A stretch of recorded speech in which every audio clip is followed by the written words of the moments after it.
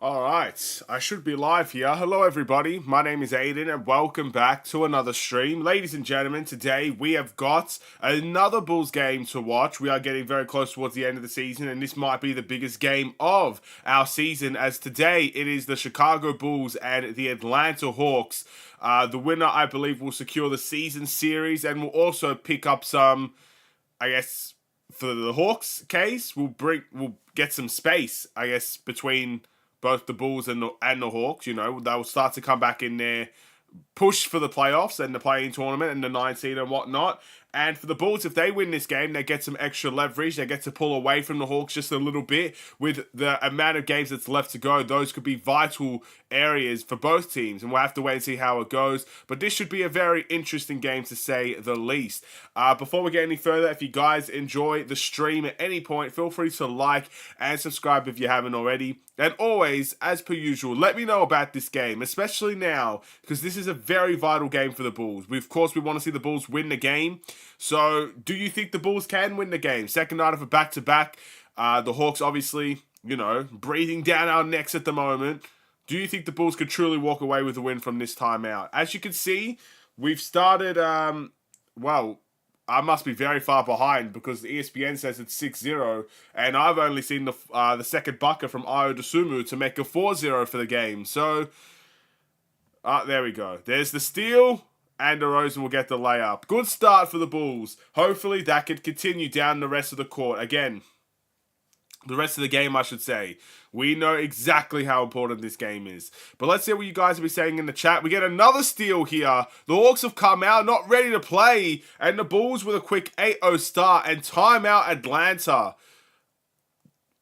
The Bulls mean business today. Keep in mind, this is most likely 99% going to be our play-in tournament opponent. So, it's good to get the number on them now, and hopefully it can continue going down the rest of the game. 8-0 start for the Bulls is a beautiful start, if I say so myself. Let's see what you guys are saying. Jimmy, I hope the Bulls could play good defense and offense and get another win tonight. I gave a like on your channel. Thank you very much, Jimmy. Daniel says, evening, go Bulls. Thank you very much, Daniel. Go Bulls. And good evening to you as well. Tyler says, hey. Hello, Tyler. Jeremiah says, hello there. Let's go Chicago Bulls. Let's get another big win tonight. It's very, very... I felt like I haven't done a back-to-back watch-along in a long time. A very long time. Maybe that's just because the Bulls haven't had a back-to-back in a while. I would have preferred the rest. I mean, our next game is literally in 5 days' time after this, I think. So, we get a basic week off, which will be nice. But, a back-to-back is wild, It's crazy out there. Anyway, it is what it is. We are here nonetheless. We cannot change the schedule. This is still an important game. I'd have loved the Bulls to get a break, but look, the start that we had, maybe it was good that we came off of a back-to-back. We came in a little bit more, seasoned compared to maybe the Atlanta Hawks, who only played a couple of days ago. Their last game, I believe, was against the Bucks. They did lose to the Bucks. So again, I think right now our records, I think we're 36 and 39. They are 34 and 40. So again, I believe that makes us 3 games ahead of them or 2 games ahead of them. I don't know the math to really solve that riddle. But again, this win could be massive because after this win, we got basically 2 weeks of basketball left. We don't have that many games to go, ladies and gentlemen. Maybe about 7 or 6. Being in that sort of space where you could get a lead over them and just space to breathe over them while also having the season series over them. I think people are neglecting the season series part. You win the season series tonight, even if the record is tied, you're going to get the upper hand. You're going to get the, the home court advantage there. So this game means big things for a lot of for a lot of Bulls fans tonight. That's why, this might be the biggest game of our season. I'm not going to lie. We've had big games before this season, trying to get beyond the 500 mark and whatnot. All of those are big games. Obviously, when you verse your competitive rivals, those are big games. This might be the biggest one of them all. And we started off strongly to it as well.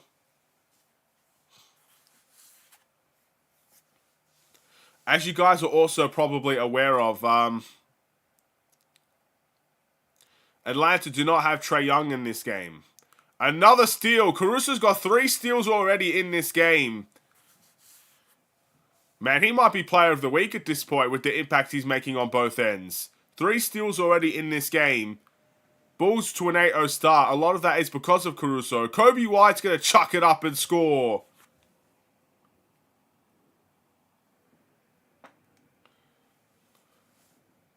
There you go, ladies and gentlemen. We're off to an 11-0 start. Bogdanovic, looks like Kobe White commits the foul on him, or is it Io? It's DeRozan. Wow, that's weird.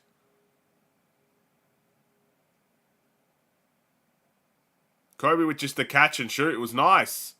Clint Capella Euro steps to the rim for the first points of the night. I did not expect that from Clint Capella.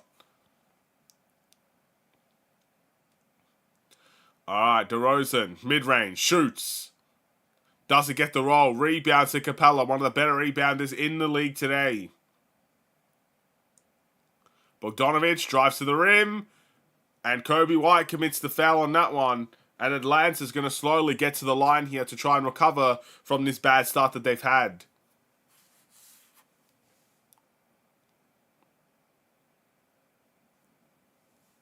A tough break, I would say, there for the Bulls. But we're going to see Bogdanovic at the line. He's taking his time. He shoots. And he makes the first.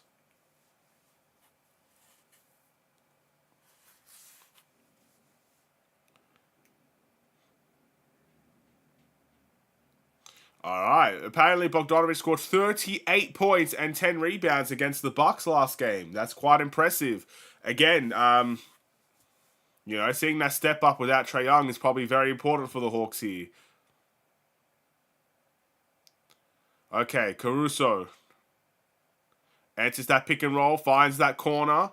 DeRozan in that corner, sizing up, enters the post, spins, gets to the rim. Caruso saves the possession. No, he doesn't. It's out of bounds. DeRozan steps out of bounds, and it will be Hawks ball. We've started off strong, and now we've slowed down just a little bit, giving up some easy ones. Murray.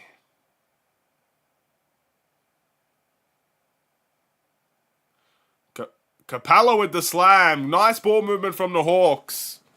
A 6-0 run for them.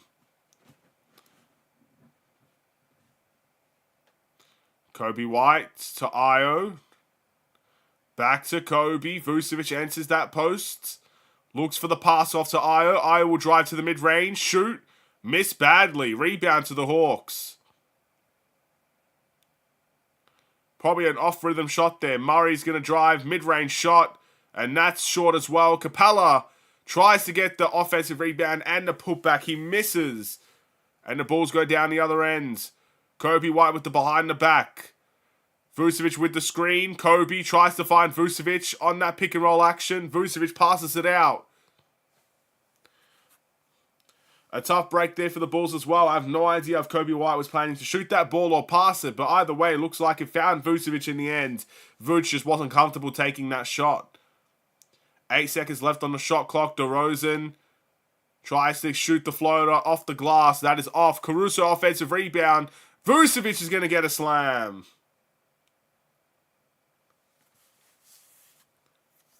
Nice play for the Bulls here.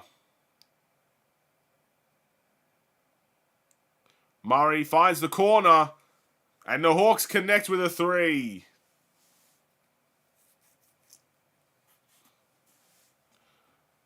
Can Kobe White and the Bulls react? Io for 3. That is off. Rebound to the Atlanta Hawks.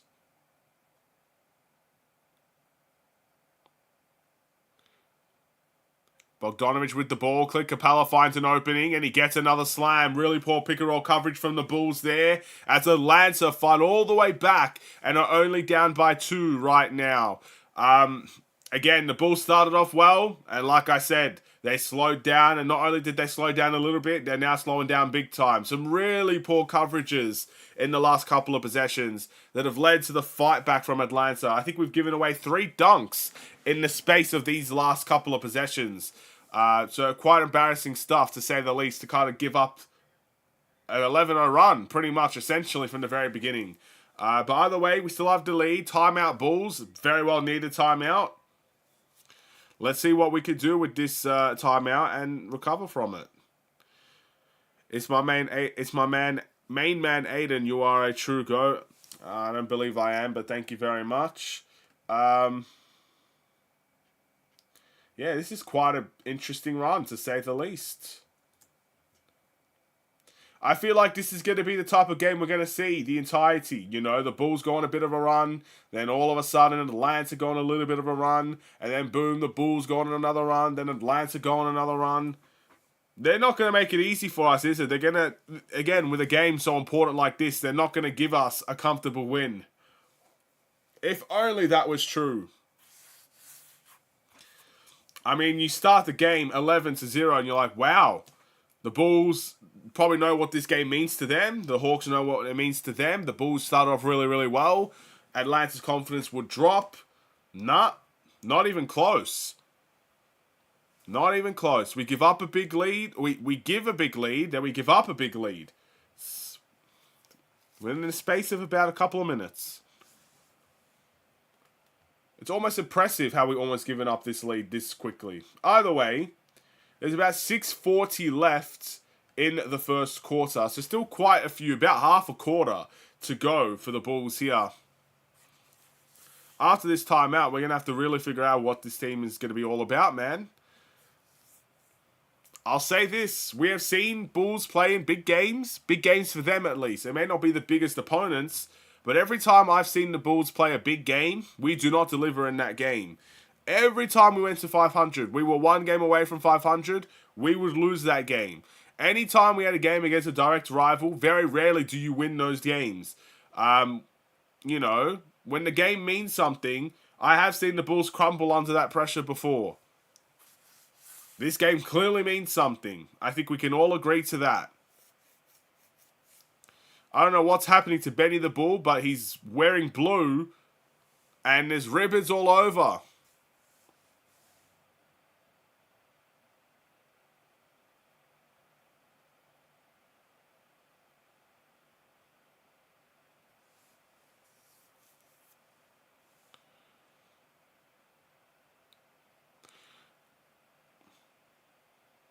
Vucevic hits the 3. That's a good way to start off the after the timeout. But there is some news, according to Casey Johnson here, that Javonte Green, due to personal reasons, is going to be listed as out in the game. And his 10-day contract does expire tonight, ladies and gentlemen.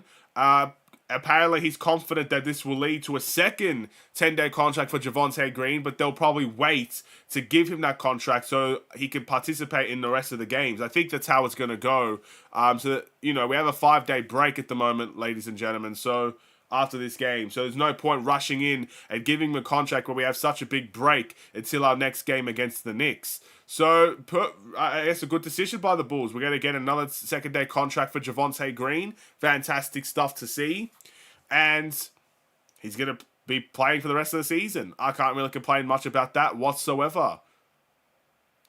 Either way, Bulls up by 4 here. Kobe White with the ball in his hands. Enters the pick-and-roll coverage. Finds DeRozan. DeRozan trying to create his own shot, and he connects on the mid-range. 20-14, the Bulls continue to surge. A good way to respond after giving up an 11-2 run. Krejci for 3, and he gets it to go. Bulls leave him wide open. I don't know much about this guy, but if he can shoot, I don't know what we're doing. DeRozan wants the scoop layup, and there's a foul called.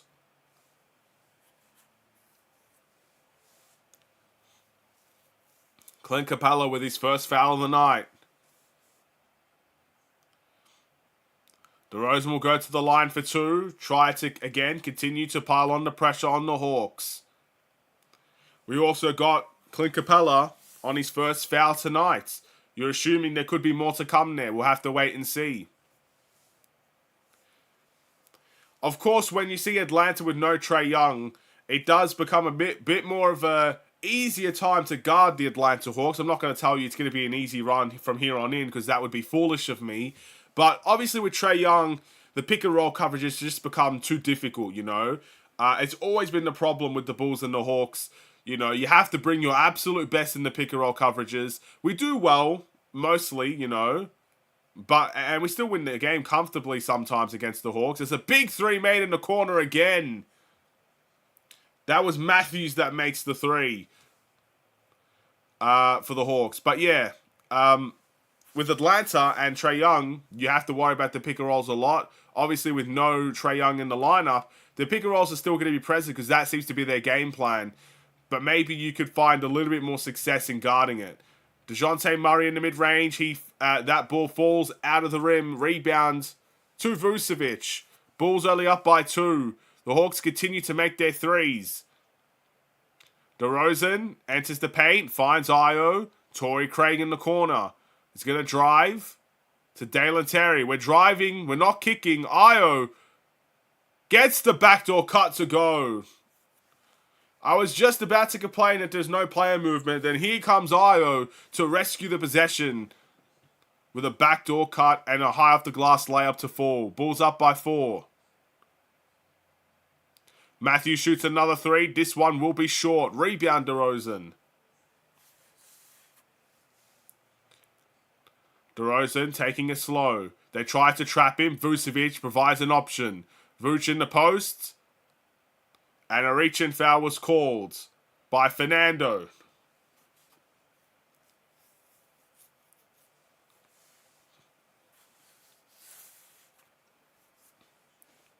Alright, Drummond's coming back into the game, or Drummond's first entry in the game here. If you guys remember, one of our very earliest games against the Atlanta Hawks, Andre Drummond turned back the clock as he started that game and produced a Detroit Pistons-like performance, a 20-20 night, and easily our best player on the night. And we blew the Hawks away in that game. AC airballs the 3, obviously not what he was last game. Last game, 7 from 8 from the 3-point line, a career high for Alex Caruso. He starts off his shooting night with an air ball. All right, Matthews. They're looking for the post entry here. Murray tries to spin. A moving screen on Murray, just blocking out Kobe White after he passes the ball. Murray's not happy with the call there. And he comes out of the game.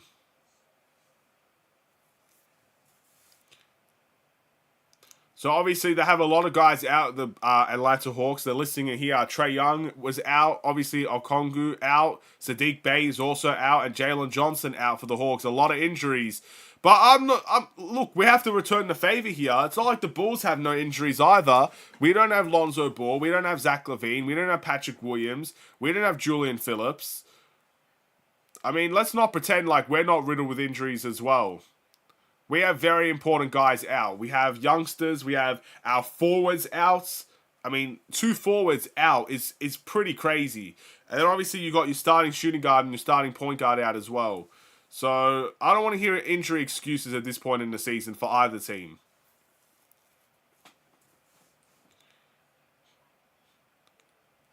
All right.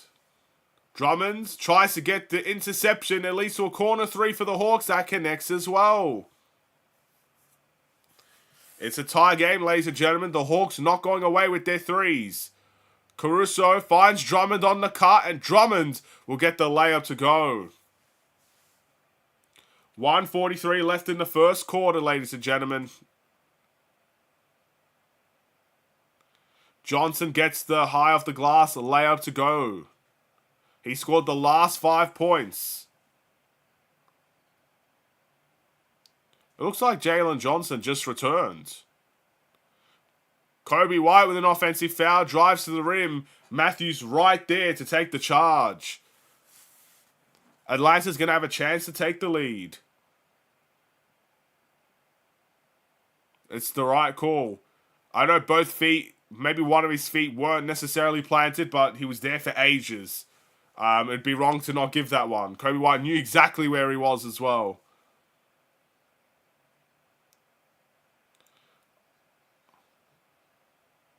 Bruno Fernando with the lob play. Oh boy. We've given up the lead, ladies and gentlemen. Another 10-2 run for the Atlanta Hawks. Caruso misses the layup. Drummond goes up. Again, when they're playing small like this, you have to take advantage of it. Drummond's going to go to the line for 2 here and try to bring us back to a tie game. So in the space of this quarter, we've given up an 11-2 run and then equally a 10-2 run. And that's what's led to the obviously big, Atlanta lead here. I wouldn't say it's a big lead, but it's a big thing that they've come back this quickly from the deficit that they had. Hey Aiden, how many people are killed by kangaroos daily in Australia? No idea. Kangaroos are not necessarily that violent of creatures, unless provoked, or unless they've got a little joey or a baby in the presence. They're not going to be that violent against you. So I would say not a whole lot. They try to get another lob, and Fernando gets the reverse layup to go. 32-29 is the score. Obviously, Drummond missed one free throw. DeRozan trying to size up. And there's a foul called. Fernando commits the foul, and DeRozan should go to the line here, and he does. Bulls in the penalty. 32 seconds left in the first. We need these free throws now.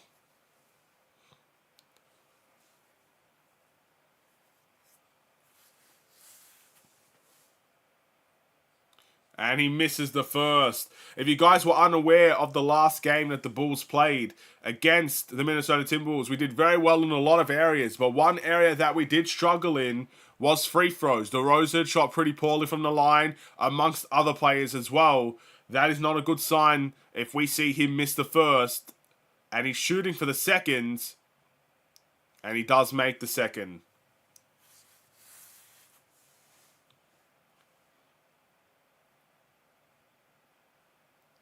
Alright, here we go.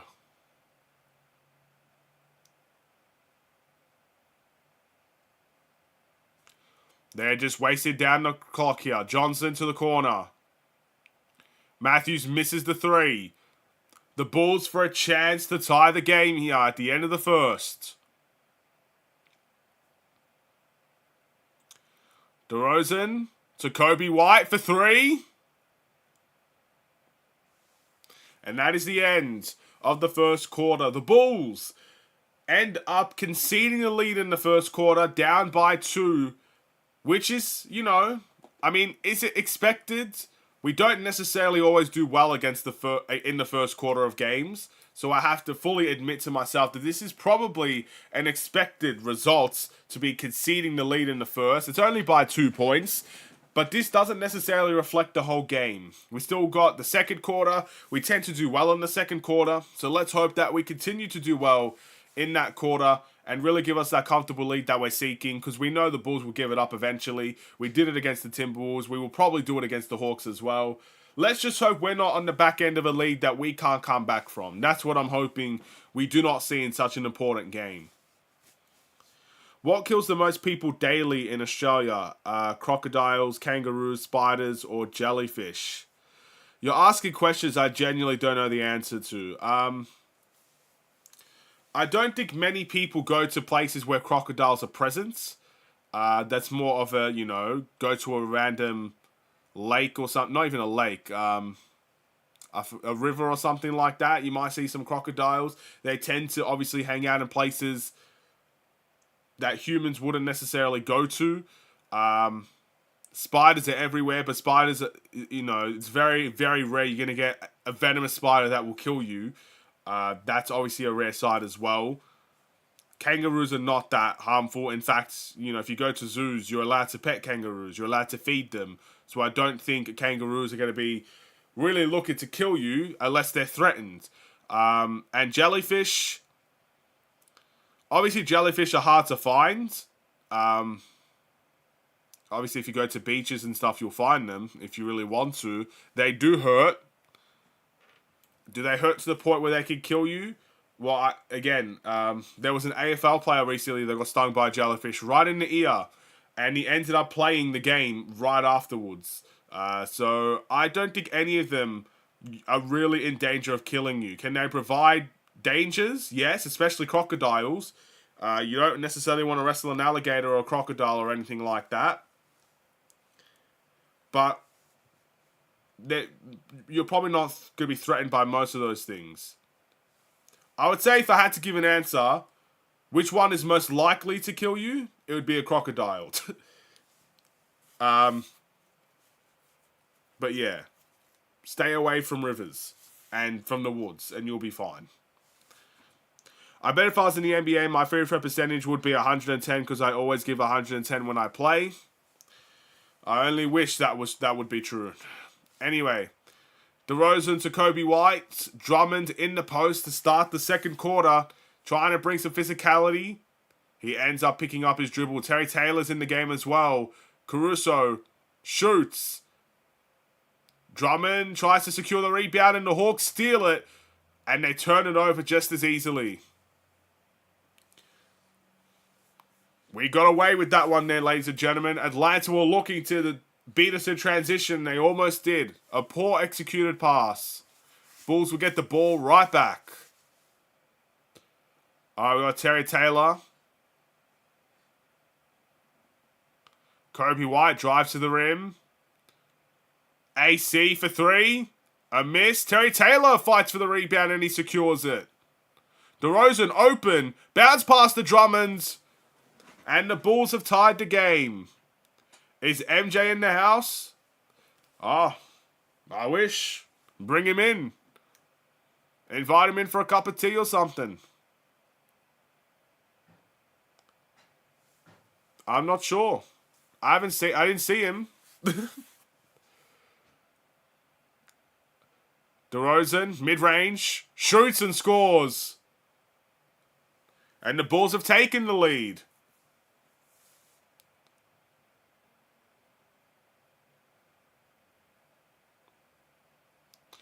Alright, Bogdanovic sidestep three, Caruso all over that, but it doesn't matter. He makes a big three, and we're trading buckets with the Hawks and trading the lead as well.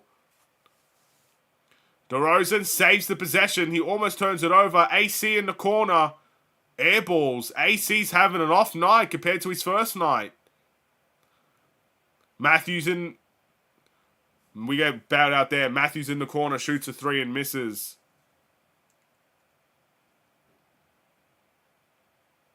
DeRozan. The ball's turned over. Hawks in transition. Johnson gets blocked by AC. The Hawks are going to pick it up. The Bulls are not back on defense. This is rookie stuff. We get bailed out. 2 out of our 5 players there did not come back on defense. And that led to the Hawks getting another offensive rebound. We get bailed out on that possession. Kobe White now has the ball. Wants to drive. Spins. Tries to shoot. And that's going to go to the Hawks. Kobe White is furiously complaining.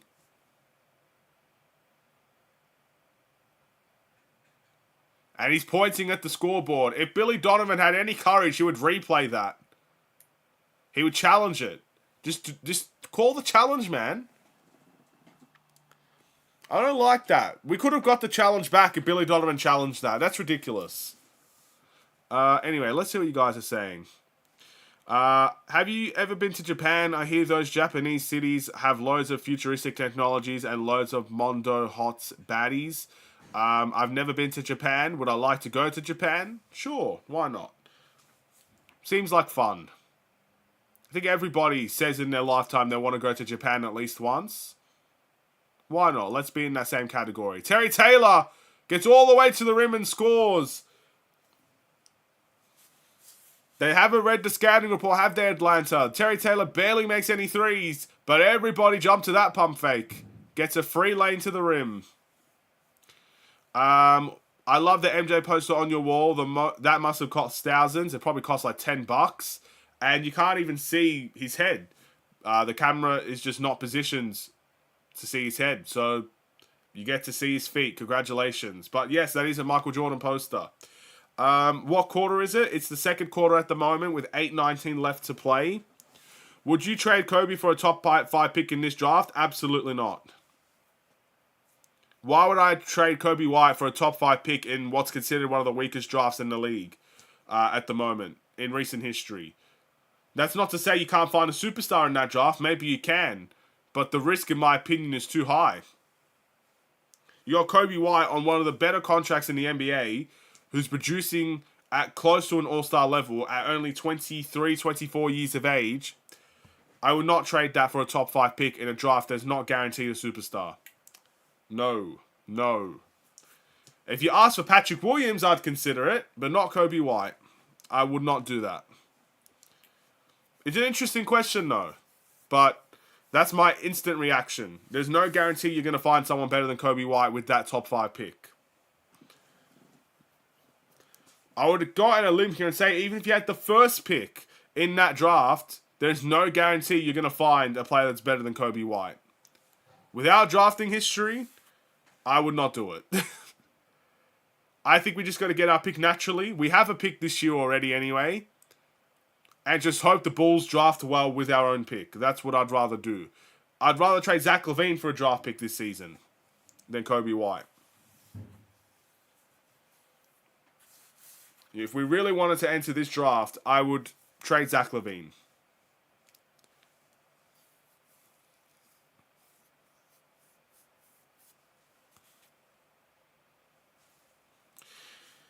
Anyway, there's a timeout being called. I don't know who calls it. But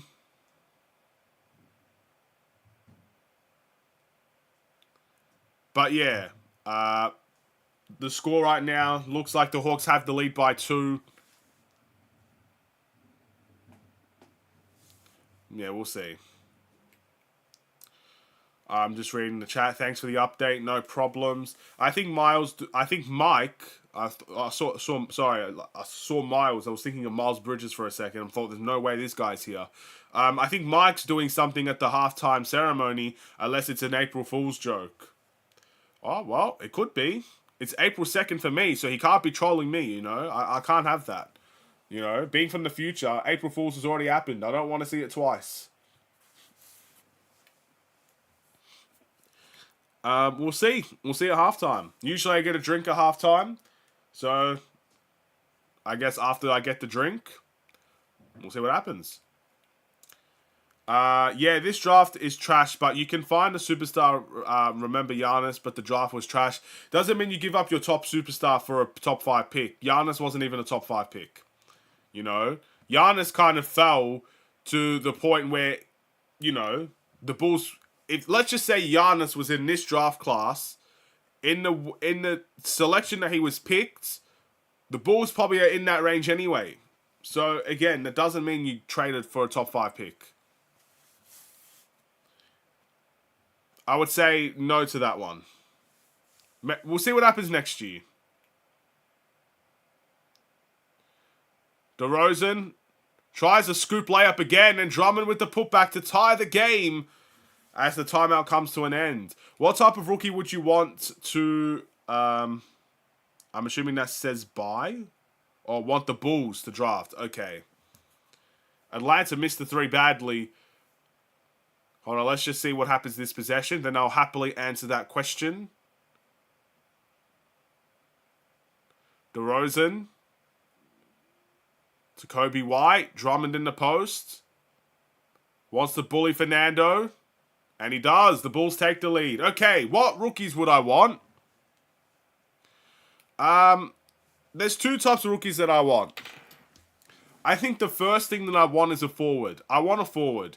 I want a forward that can shoot the 3. I want like a 3-and-D, another 3-and-D player, you know.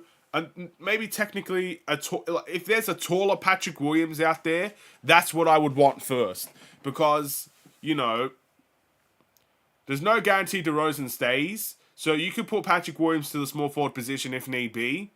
and you can get your rookie to start at power forward. If he's a 3-and-D guy, can shoot the ball, a little bit taller, so he can play the power forward position. That would be lovely if we could get that type of guy. Or even if DeRozan stays, you can just put that guy on the bench and you get an extra 3-and-D guy in the team. I'd prefer that. The second rookie I'd want is a center.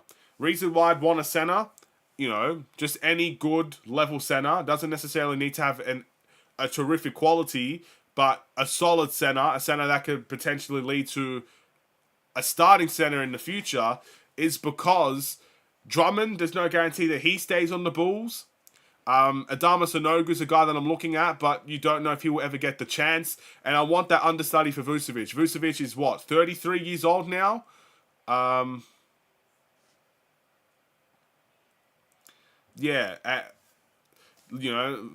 is 33. He could potentially get on the decline eventually. Probably is already on the decline now. I want that understudy, because eventually when Vucevic moves on, or when we trade Vucevic, we can have a center there, knows the system, knows the players, knows the culture, knows Chicago, get right to work, and really, start a different era for the Bulls. That's what I would like. And then, if none of those things are really available for us, I would take another guard, but I want the guard to be a true playmaker, and I want the coaching staff to respect and give him the ball to play make. But that's not necessarily, that's very low on my list considering the amount of guards that we do have. I hope that answers your question. I heard that kid can't shoot though. I personally want the best defender. I don't know who that is. I haven't done much research on the draft. You'll hate on Patrick Williams too much. Give him a 5-year, $200 million contract. There's no chance he gets 5 years, $200 million from the Bulls. I'll tell you that much right now. If we're going to try and extend DeRozan and extend Drummond, he's going to be lucky to get remotely close to that. He's not going to get that type of money. If it's from another team, he's probably going to go to that team. But yeah, not from the Bulls. No way. Even if we had all the money to spend, we can't afford Patrick Williams on $200 million. That's going to take us so far to the luxury tax that the Rainstorms might actually sell the team. That's how bad that of a contract that would be for the Bulls. Anyway, Drummond makes the first. He's at the line, a chance to tie the game here. Some of our guys aren't going to be here forever. Exactly. I think it's very easy to fall attached to players. We love Drummond, we love DeRozan, we love Caruso, and of course they're our guys. That's the Bulls team. To some degree, they're going to love those players. But we do get to attach to them. I think LaVine is an example of this as well. I love Zach LaVine, but I'm fully aware that he has to leave the Bulls. But some people will love LaVine to the point where they think it's ridiculous that he leaves regardless of what he says, because they've grown attached to the player. They want the player to do well in a Bulls uniform, because that's all they've seen for a long time. For the last 7 years, LaVine has been a Bulls player. So it's hard to accept that change. But attachment sometimes, for the right or wrong players, could be seen as bad. And we do have to find replacement for these guys. I think our guards are fine. I think Kobe and Ayo can lead this Bulls team in the future. I think they've both done tremendously well in that regard thus far this season. They've both taken major strides, and give them more time and they could do good. I think Patrick Williams can become a very decent player for the Bulls and hopefully a decent contract. But other guys there you have to find replacements for. Not everyone's going to be around forever. I wanted him gone after Jim Boylan got replaced. Yeah, well, everybody's different. I'm sure there were quite a few people that wanted Zach LaVine gone, but there's a lot of Bulls fandom that wanted LaVine to stay, and I was one of them. I wanted LaVine to stay until he publicly said through his agent he wants to go. That's the line that kind of draws it for me, if you know what I mean. The Hawks get the steal. Murray in the corner, wide open for three. No one guards him. And that is just a place you cannot leave one of the better players open from three. But transition, ladies and gentlemen. Atlanta have a secure lead now, 50-45. A timeout with 4 minutes to go in the second quarter of the game. In a game that means the most important things to us, we are letting it slip away slowly but surely. It's time to fight back after this timeout, I'll tell you that much. But again, I'll give you another example in that regard about Zach LaVine. Kobe White. People wanted him gone in the second season. You know, I think a lot of things about one of the biggest critiques we can always give to fans across the world. I'm not going to just say Chicago Bulls fans. Sometimes we give up on youngsters too easily. Kobe White in his second season had a little bit of a downgrade. It's very similar to Ayo as well. Ayo had a really poor second season to his own standards. His efficiency dropped through the roof. You know, it was really high the first year, dropped dramatically the second year, and he's picked it up again in his third year. Kobe White, really, really good first year, a horrible second year, a somewhat horrible third year, and he picked it up in his fourth year. And people believe, you know, now people are believing in Kobe White. But people wanted him gone in his second season. This is the beautiful thing about having a YouTube channel. You get to experience everybody's opinion at that time. You get to remember those things as well. There were so many people, majority of Bulls fans wanted Kobe White gone within the second season.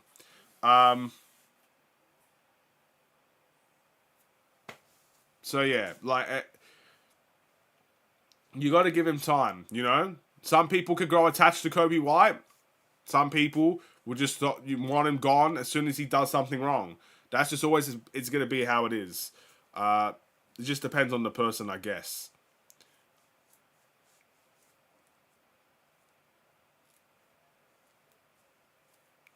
I only want Zach gone when he publicly announced it. Well, yeah, that's where most people wanted him gone. If you didn't believe in Zach Alonso, big thumbs down. Most people are dumb, and sports fans never played sports and are super casual. Their opinions mean nothing. I defended Kobe the entire time. Just check. I'm not really targeting you out. I'm just giving examples as to being attached to a player. That's my whole point. Some people will be very attached, and some people will just throw them out as soon as they do something wrong. It just depends on the person. You know what I mean? Yeah, most people wanted Kobe gone for being inconsistent, and people are so quick to turn their backs on players.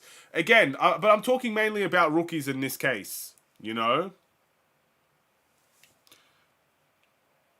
We wanted to get rid of Kobe in his second year. There were a couple of people that wanted Ayo gone in his second year. I mean, I've seen a lot of people, because Ayo was a restricted free agent in his second year. I've seen a lot of people say, don't bring him back. It is what it is. People didn't want LaVine even in the Chris Dunn era. And some people loved LaVine. So it's important, you know, attachment isn't the worst thing in the world, but it's important to have that balance. As soon as the player wants to leave, that attachment is gone for me. I was attached to Gafford. I think a lot of people, again, a lot of people were. But again, that's the same. It's the same with every player, you know. When Gafford got traded for Troy Brown Jr., do you know how many people were so happy with that trade? You know, I'm one of them. I'll admit that. I was very happy that we got Troy Brown Jr. because he was, at the time, a forward that had the potential to kind of be a multi-faceted player. He could be a ball handler, a playmaker, a scorer. I like Troy Brown. But in the long run, especially with how this Bulls team is playing right now, we could have used the Daniel Gafford, a rim protector, and an alley-oop threat. We could have loved a player like Daniel Gafford if we gave him the time. But people wanted him gone then too. I liked Gafford a lot. Hello, Peter. Atlanta hot off beating Boston. They recently lost to the Bucks as well. Like how Larry was wanted to be gone as well. Exactly. People wanted Larry gone. But here's the thing. I didn't want Larry gone until he said he didn't want to be here. When Larry said he wanted more money and that he wasn't going to stay as a bench option. You know, there was a lot leading up to that. Larry didn't want to be here in the end. That's when you draw the attachment. That's where the attachment, you know, breaks off. If a player is going to publicly say they want to leave, it's time to go. That's it. You know, as good as you are, as good as you may be, if there's no reconciling the situation, it's time to go. DeRozan misses the mid-range. Atlanta are up by 7, by the way. It's a very, they're going on a pretty decent run here. Murray mid-range, that's off. Caruso gets the rebound. Ayo wants to run in transition. No one comes near him and he scores. Again, it's a back and forth game at the moment. It seems like anytime one team makes a run, the other team responds. We need that response with 2:25 left in the second quarter. A lot of people were sad. The Gafford trade was trash. Yeah, in hindsight, it was trash, but hindsight's a beautiful thing. No one knew it at the time. Kobe White misses the layup. Again, we're getting all these steals and deflections, and Kobe White blows the layup. Alex Caruso commits the foul on the behind the back. I'm assuming that was a foul to give before the 2-minute mark. Because that's a very weird foul to give up. Kobe should not be missing that. That's a really bad miss from Kobe White. Anyway, let's continue seeing the chat. Larry was trashing the media. He had to go. And he messed up our trade, etc. The following season. Blamed Boylan for that. The reason why I'm not blaming Jim Boylan for the Larry Markkinen situation is because we literally got rid of him and our entire front office for Larry Markkinen. Larry Markkinen was threatening to leave while Jim Boylan was there. We fired Jim Boylan. We fired our general our managements. We brought AK in because of Larry Markkinen. You know, I think it was a big part in that. He threatened to leave us in free agency if we didn't do these things. And we did them. He still left anyway. So I'm not going to... I think Jim Boylan was a really bad coach. But I don't blame him for Larry Markkinen wanting to leave. Because we did the changes that he asked for. And he still left. That's not Jim Boylan anymore. That's Larry Markkinen. That's Larry Markkinen not willing to take the bench role. That's Larry Markkinen with his injury record. That's Larry Markkinen with, obviously, the Bulls misusing him as well. I think it's more Billy Donovan's fault than it is Jim Boylan's fault. Because it was Billy Donovan and AK that traded for Vucevic, and that set Larry to the bench, and he just did not want to be a bench player. So I blame Billy Donovan more than I blame Jim Boylan for Larry Markkinen leaving. And it's not like we didn't want to keep him as well. We offered him a contract. It's just that the contract that we wanted to give him was not the contract that he wanted. He was seeking $20 million. The Bulls were offering, I think, 14 at the time. And I think he went to the Cavs for 16. And now if you look at him, he's probably worth the $20 million now, wasn't he? But, again, hindsight's a beautiful thing. Jim Boylan was the worst coach in the world's history. Well, he definitely wasn't great. Now was he? Yeah, definitely wasn't great. Anyway, 53-47 is the score. 1:37 left in the second quarter. Kobe White with the hezzy and the layup.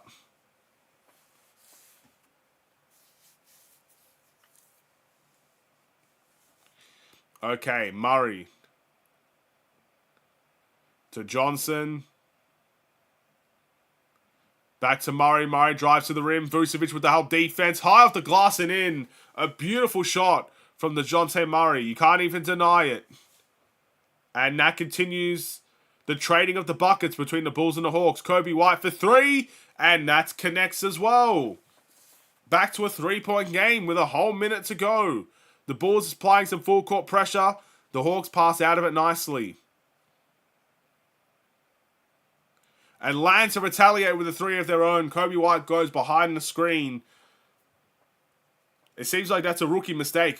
I don't know much about that guy, but he can shoot the lights out from the threes. One thing I've learned very quickly, we shouldn't be going underneath the screen for him. DeRozan with the rip through, and he's going to go to the free throw line. DeRozan always gets a rip through foul at least once a game. You have the stats right. The timing was poor. Dumb question, is Trey in there? Trey is not in the game today. Trey is still out. Who started for the Bulls? That would be Kobe White, Ayo Dosunmu, DeMar DeRozan, Alex Caruso, and Nikola Vucevic started for us.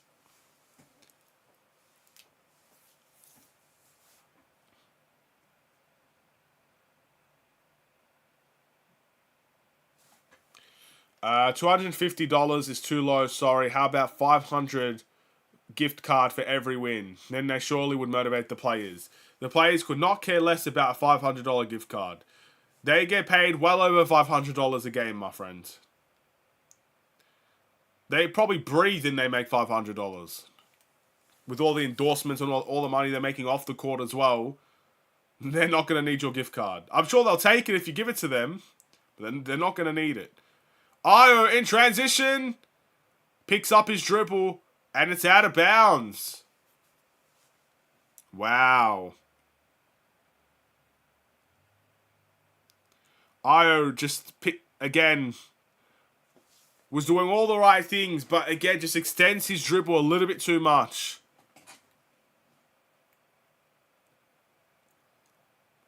DeJounte Murray, the drive and kick. Kobe White doesn't defend the three again. Oh my goodness. And they score a buzzer beater at halftime.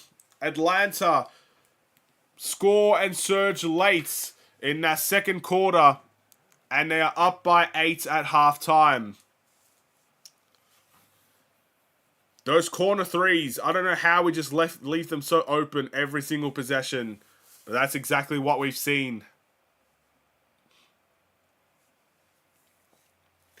Those ones suck. Because let's be honest, if it's off of a pick and roll, I can understand a 3-point shot being shot and, it goes and there's not much you can do about it, right? Yeah, you should go over the screen and stuff like that. But the corner defense, the corner three, should be the number one shot you take away. I think we're so heavily focused on the pick and rolls for the Atlanta Hawks that we're so narrow on the defensive end that the open corner threes just get exposed way too much. And Kobe, DeRozan, whoever's in the corners just can't seem to get out there in time. We need to fix that in the second half. There's no Trae Young out there. I know they do pick and rolls at an elite level, but at some point, something's got to give. At some point, something's got to give.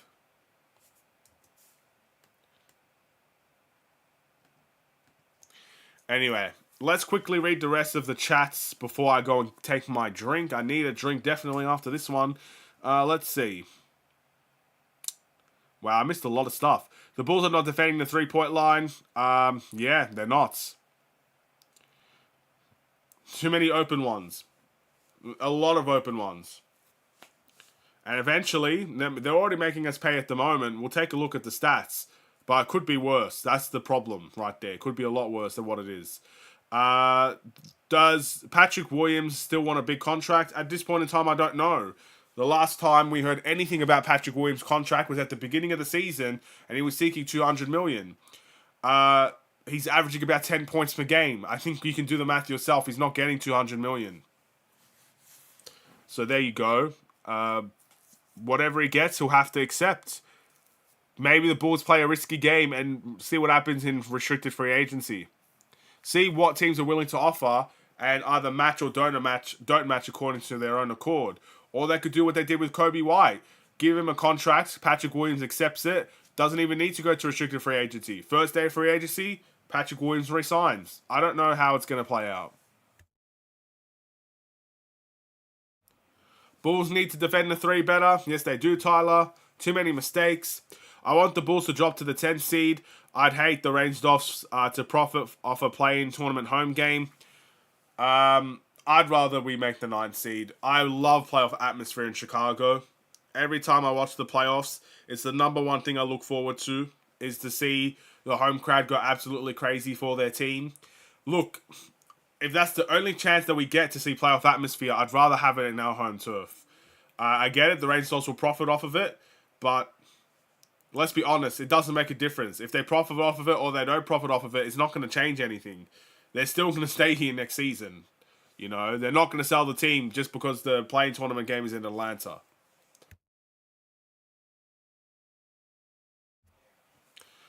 Alright.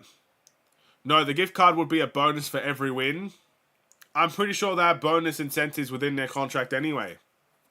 Kobe White has an incentive-based contract. If he delivers on those incentives, he gets paid more money. $500 gift card. I mean, that should be something that, regular companies should do. Not the NBA. They're not going to care. They're going to care a lot more. You know, they're going to want a lot more than 500. Put it that way as well. The little mistakes are hurting the Bulls. You're right, Brian. Bulls best tank for the draft. We're staying ninth most. Hey, look, if we lose to Atlanta, we could fall to the 10th. 10th is very achievable for the Bulls, in all honesty. You know, it's easy to lose games. So, yeah, we can. Most definitely continue to fall to 10th. But most likely, again, if we win this game, we separate ourselves from the Hawks a little bit more. But even if we lose this game, we'll stay ninth. It just sucks that we waste an opportunity, and Atlanta will have the season series over us as well. That's why this game is important. We have to win it. Kobe has to work on his defense. Yeah, I've seen him miss a couple of those corner shots, or seen him not defend them. We should trade for Trae Young. Anything's possible, but again, you have to ask the question, does Trae Young help us get closer to a championship? He's a heck of a talent. He's an all-star level player. But does Trae Young get you to a championship? Ask that question and then see what happens. I think Atlanta would trade Trae Young. I think Atlanta would go for another Eve, but I think they could trade Murray and Trae Young if they wanted to. So that's not out of the questions for me, in all honesty. I think Trae Young could leave Atlanta anytime. I mean, the last 2 seasons he was linked to trades. So, yeah, he's a good stat merchant, but would you say Trae Young brings you closer to a championship? If the answer is yes, I'd be all for it. But the way that he plays, I'm not sure if that leads us to a championship. I really don't. Time will tell. Time will most definitely tell. It's 61 to 54. Well, I'm not sure why they haven't changed it. I'm pretty sure the ESPN thing is still live. It's not, you know, it hasn't stopped working or anything like that. But yeah, I guess we'll wait and see what happens in the third quarter and see if they change it. Right now, we're seeing some slam dunks. I haven't seen MJ yet. We've seen some drums and stuff like that. We're seeing, not drums. Yeah, we are seeing drums.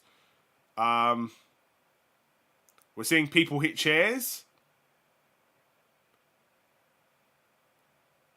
I see no MJ. Maybe this is all the big performance before MJ arrives. I'm not sure. But anyway, I'm going to quickly go and get a drink. The Bulls have tired me out. And again, you know, just waking up right before the game anyway. That's never, you know, you're always going to feel a bit tired from that. These games are on too early, man. They need to, you know, bring it back to, you know, 12 in the afternoon. That'd be lovely. An extra hour, beautiful. Anyway, I'll be right back, and we'll get to the halftime stats, and we'll see if MJ shows up. Maybe it truly is an April Fool's joke.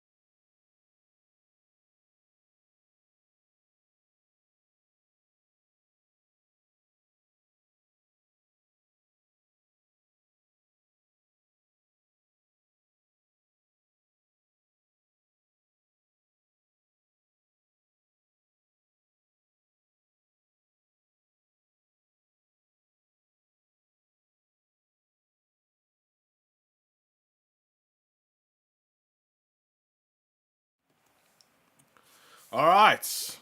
I have returned. I'm getting tighter and tighter by the second. Anyway, enough about that. Let's look at some halftime stats, ladies and gentlemen. So obviously, it seems like what a lot of people are complaining about in the chat was the Atlanta Hawks three-point shooting and how the Bulls have not guarded it. So that's the first stat I want to look at real quick. The Atlanta Hawks have shots. Where's the threes? 14 out of 26 three-point attempts. So that's about more than 50%. They're shooting 53% from the three-point line. The Bulls... 2 from 10. Oh my goodness. 2 from 10. Why do we always suck from 3? I don't know. But 2 from 10 is crazy. So yeah, that's a big problem. That's a very, very big problem. Okay. Time to go to the halftime stats now, ladies and gentlemen. DeRozan with 13 points and 4 assists. 4 from 11 from the field. Very inefficient. Caruso shooting 14% from the field. A complete night and day performance from his first time out. He's only got 2 points on the night. Vucevic with 5 and 5. 2 from 3. We probably need to play through him a little bit more. Considering what happens when we don't. He just gives up on the game. So maybe pass the ball to him a little bit more. He's got 10 points. No assists. That's very rare. He's 5 from 9. Kobe White 11 and... got 2 assists. 5 from 11 from the field, so 45%. Still not very efficient. Drummond's already got 10 and 10. Wow. That's pretty impressive. In one half of basketball, Drummond's already got a double-double. And he has scored 10 out of our 12 bench points as well. Speaking of bench points, let's take a look at... obviously, we've got 12 bench points at the moment. Atlanta have... so 6 points, then 9 is 15, 4 is 20, no, 4 is 19, so 19. There you go. 19 bench points to 12. So they're beating us in that department as well. So just from, looking at those stats, you can see where the improvements need to lie. Offensively, it's efficiency, so I would say getting better shots, finding the open man more, and stuff of that nature. I think we need to see that at just a little bit more than what we are. Defensively, we are giving up too many threes. Atlanta's already made 14 of them compared to 2. That's ridiculous. That's a ridiculous margin, and we need to try and nullify that as much as possible. I truly understand we're a team that dominates the paint, and that's why we're still in the game. It's because we dominate the paint. But you got to take something away. Again, you're giving up alley-oops, you're giving up threes, you're giving up mid-ranges. You have to take something away from the Atlanta Hawks. You can't let them get anything they want every single possession, because that's what's going to lead to them pretty much having a good offensive night. You have to take something, take something away. And I think at this point it would have to be the 3. But we'll wait and see. Oh, I think I might have disconnected.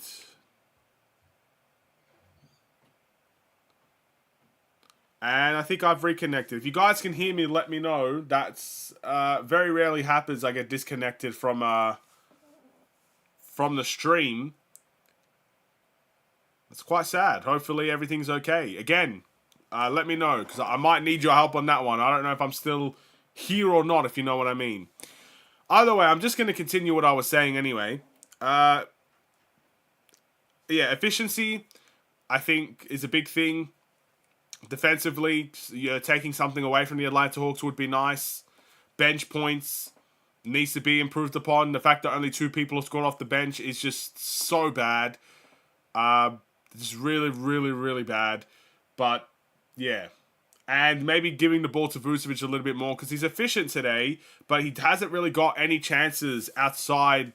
He's taken 3 shots and a half. Very similar to a couple of games ago, the game before Boston. Who did we play? The Wizards, I think. He only had 1 shot and a half.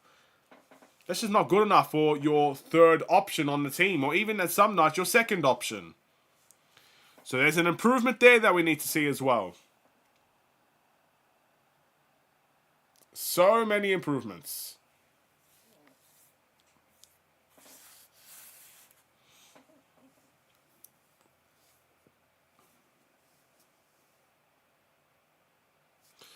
Anyway,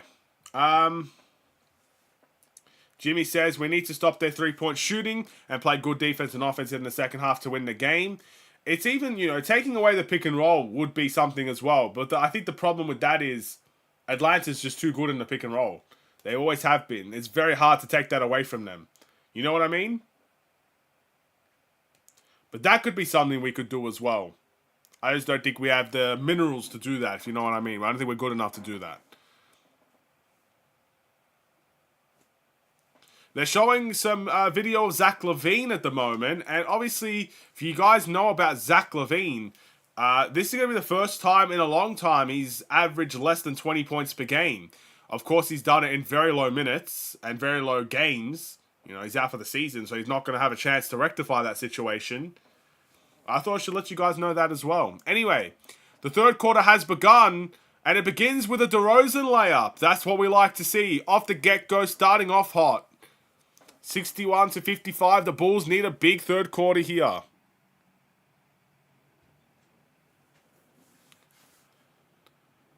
DeJounte Murray to Bogdanovic. Io guarding.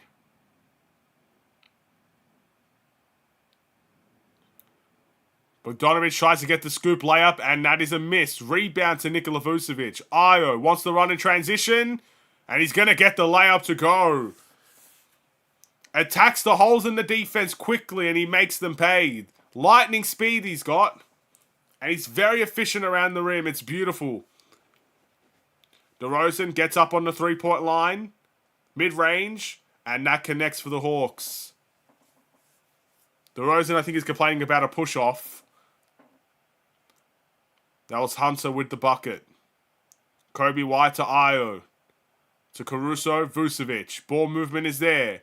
Io coming off of the screen.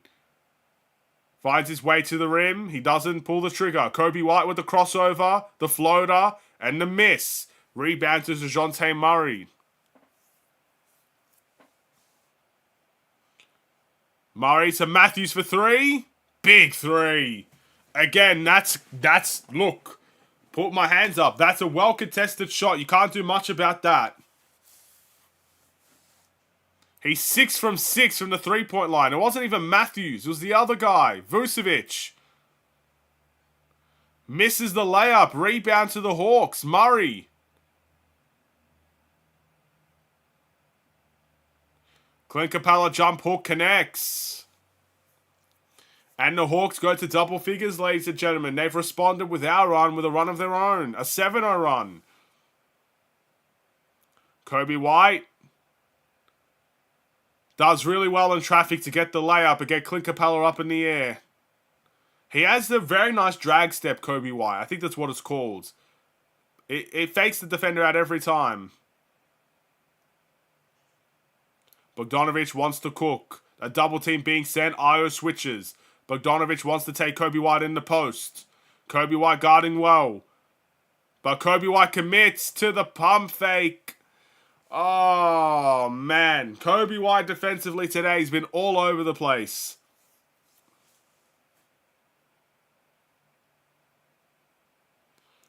He does well enough on the post action, but a pump fake sends him to the air.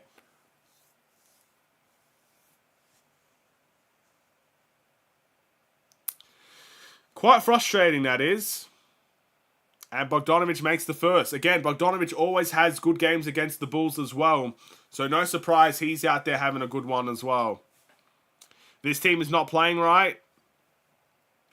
Yeah, it seems that way. Has Drummond been in? He has a 10-10 performance in the first half. He's got a double-double already. He has not been in the third quarter. The drag step. Yeah, it was a beautiful play from Kobe on the offensive end. But he's got to play some defense now. Can't do it on just one end. Vucevic to Kobe. Kobe tries to go baseline. Behind the back. Finds Io. Caruso in the corner for three. Connects. We need Caruso to step up offensively as well. He's about 1 from 8. He's now scored his second shot of the night. Hunter for three. And that falls as well. If any team gets in this type of rhythm, you can kiss the game goodbye. You've got to stop it. And it has to be now. Kobe to Io. Io finds Vucevic in the post. Vucevic with the jump hook and he misses. And they try to go to Clint Capella in transition. He loses the ball. And it's timeout Chicago.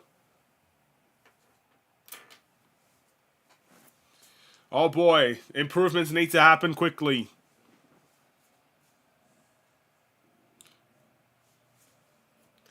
You know, I have to ask the question, right? We're about what? We're still 2, maybe 3 from whatever. Maybe we've made 3 threes on the night, something along those lines. We're getting absolutely destroyed from the 3-point line. You have to ask the question, right? Because I've been talking about it for a while. Where's Batim? The game that you need a 3-point shot. And I would make a statement, he's probably one of our better 3-point shooters. Even if he's not necessarily ready for the big time. When we needed 3-point shooting, why is Batim not in the game? I don't get it. I do not get it. You know, we could talk about us giving up the 3, which is a big problem in its own right. Don't get me wrong. Giving up the 3 has been the biggest problem the Bulls have today. But we are 3 from about 14 or whatever. Let's check the stats again. What is our stats in the 3-point line thus far? Where's the 3? Where's the 3? Where's the 3? We're 3 from 11. That's 27% from the 3-point line. When we need a 3, where is Batim to provide one? We get it. Javonte Green's not playing today. He's been decent from the 3-point line since he's been here. We obviously can't change personal reasons. But Batim is a guy off the bench that can shoot the 3. You know, Julian Phillips isn't there. Javonte Green isn't there. You know, Dalen Terry can't shoot the 3. I don't know where Javon Carter is. Where's our 3-point shooting options? You have to at least try something. Try a spark. I would even play Javon Carter just to see. Sometimes Javon Carter has one of those nights where he goes crazy from the 3-point line. But keeping it the same is not working. So we need to see something different. Anyway, just thoughts, you know. Just some thoughts out there, you know. Something to talk about in the game reaction, I guess. Only good thing about Kobe jumping is it means he really wanted it. It's a rookie mistake. He should not be jumping on a pump fake, man. I mean, look, it happens. It's not like I'm not going to say he should be traded based on a pump fake. But, yeah, it's just not what you want to see. You know, he does want it, but, you know, shot blockers want it as well, and they always bite for pump fakes. It's a smart play. It is what it is. They need to get it together. Yes, they do. Has Caruso been hot lately? He's had his best offensive season of his entire career this season. I would say so. About a 40% three-point shooter as well. He's done really, really well this year.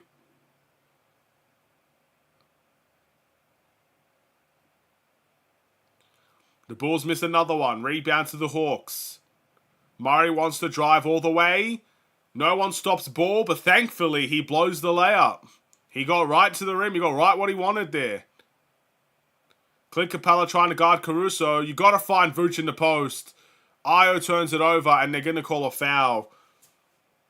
Vooch obviously, you know, being tossed away in the post there. Still didn't fight hard enough, I would say, in the post, Nikola Vucevic, but the double team came at the right time. We got very lucky there. Not a good start to the third quarter. You're right, Jimmy. I need Vooch to focus on being the big guy. We haven't really played through him at all today. He's been efficient. I can't even complain his efficiency, but he's not really been a target whatsoever. Yes, where is Batim? He's showing he can be an option. An alley-oop threat. Clint Capella gets the alley-oop. The Hawks are running away with this right now. 75-62. We've got DeRozan. Someone needs a bucket. Atlanta up by 13. Vucevic to Io. Io enter the pick and roll. Clint Capella strips the ball. They find Kobe in the corner. Kobe with the sidestep. He misses the three. The shot clock was dwindling down as well. That's a tough break for Kobe. And the Bulls commit a foul.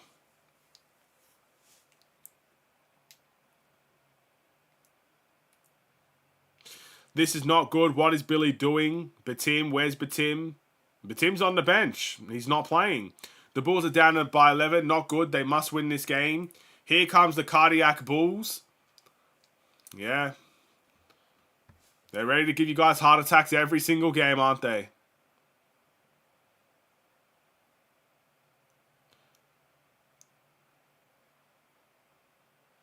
Oh, it's Torrey Craig with the steal.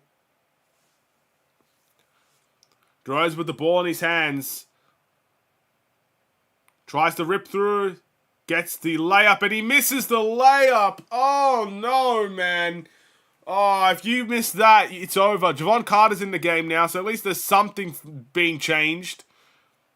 But DeRozan missed the gimme. Javon Carter fakes the three. We don't need none of that, Javon Carter. We need you to actually shoot it. Io, they go under the screen, and Io misses the three. Javon Carter, mid-range, shoots, and he misses. It's not going well at all. Bulls still down by 13 with 6 minutes to go in the third. Can't buy a bucket to save our lives. Murray misses a mid-range. They can't even score anymore. Javon Carter finds Vucevic. Bulls haven't scored in about 3 minutes. DeRozan, mid-range. There we go. That's the first score in a while. Bulls down by 11.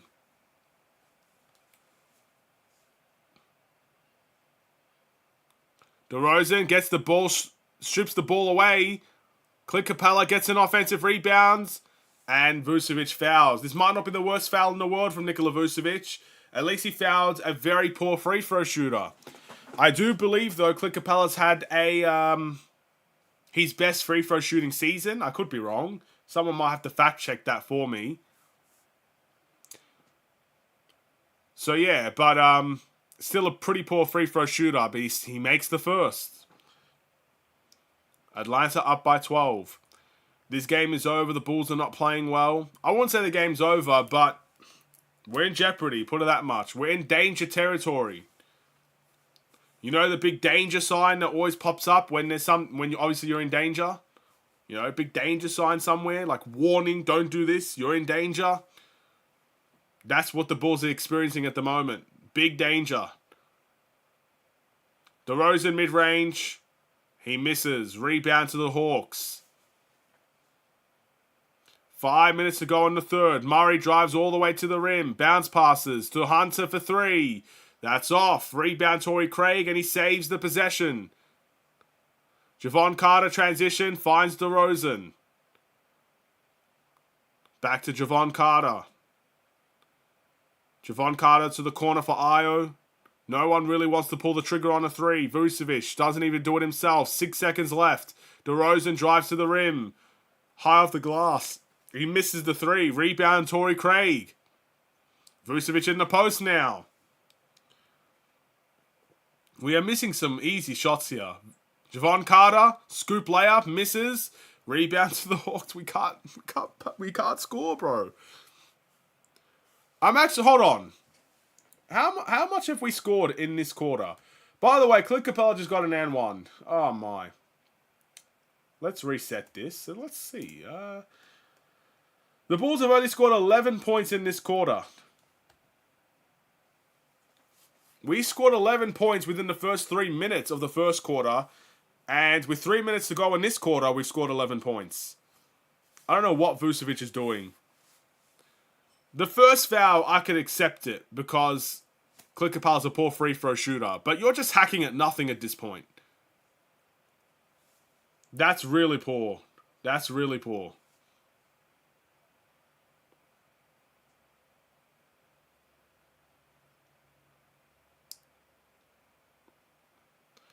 And Clint Capella will miss the free throw. Drummond's in the game. We need that run and we need that sparkling performance from Andre Drummond like he had that first game against the Hawks.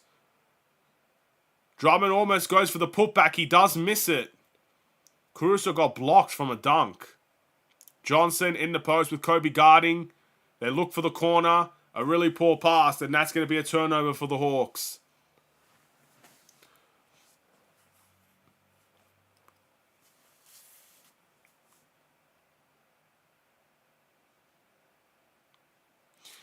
Stacey King right now is complaining a lot about the ball, about the player movement for the Bulls right now. Not enough dive cuts to the rim being presented. Caruso finds the corner. Torrey Craig for three.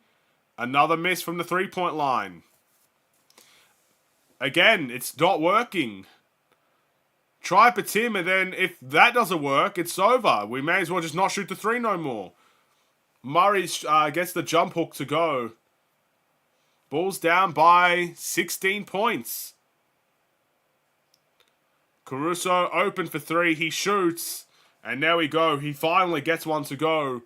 That's 2 threes in the quarter for Caruso. He scored half of our threes, ladies and gentlemen.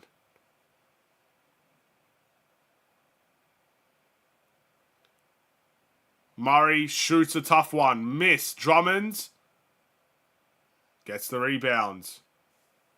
Bulls want to play a little bit faster here.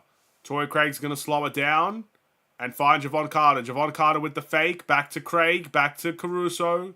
Kobe White with Drummond in the post. Drummond bullies him. And they're going to go to the line. Again, Drummond doing... at least something's happening with Drummond on the court.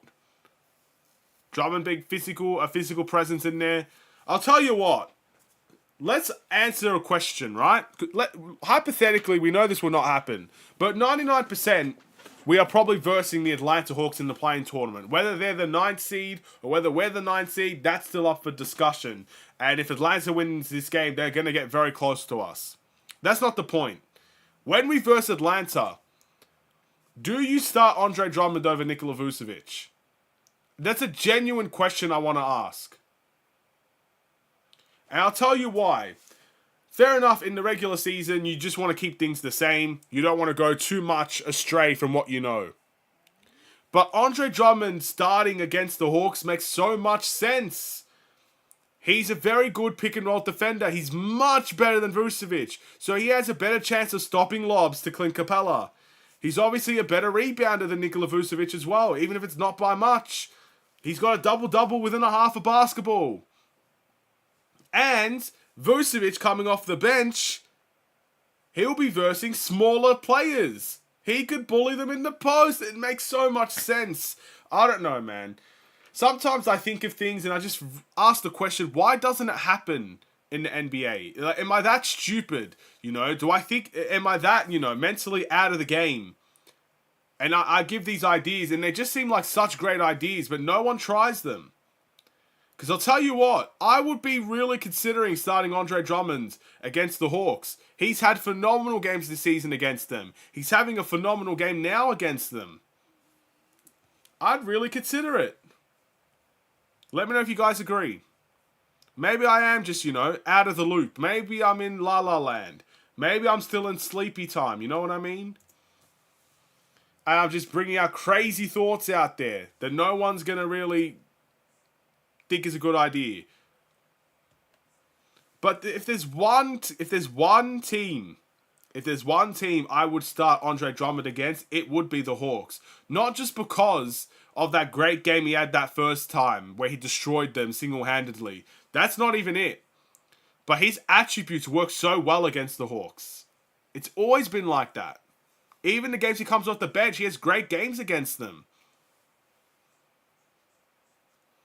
You know what? Come play-in tournament time, I'd ask Billy Donovan that question.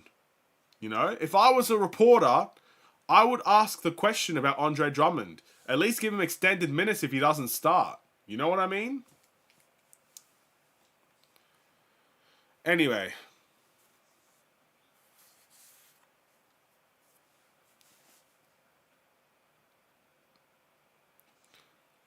Drummond at the free throw line here.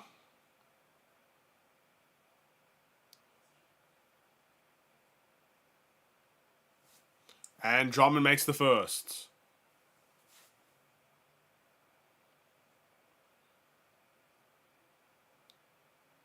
Drummond misses the second. Rebound Atlanta. 12-point game here. 2 minutes and 50 seconds to go. Javon Carter, DeRozan. DeRozan. Yeah, DeRozan's not in the game. My apologies. Javon Carter Torrey Craig, Alex Caruso, Drummond, and Kobe White all in the game at the moment. A really deep three. Oh my goodness. Bogdanovic scores from the logo, it felt like, on that three. Time dwindling down. He puts his hands up in prayer. He thanks the Lord for that shot. That's a heck of a shot. He knows it himself.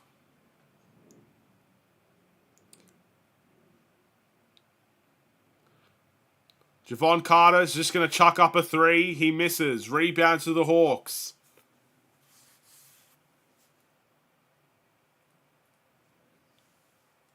And now the Hawks are in the bonus. This is getting out of hand here, ladies and gentlemen.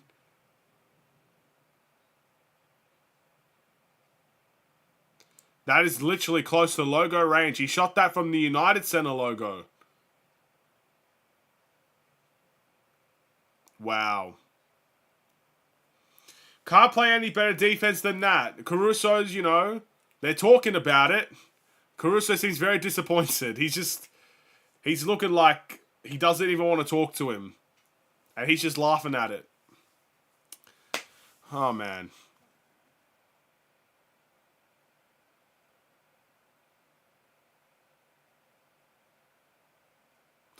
Aiden, it's getting worse. It is, Brian. It's getting worse.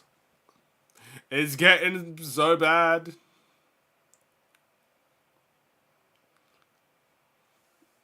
Ladies and gentlemen, we're down by 17 points.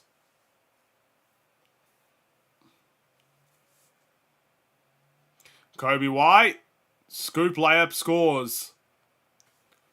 Back to 15.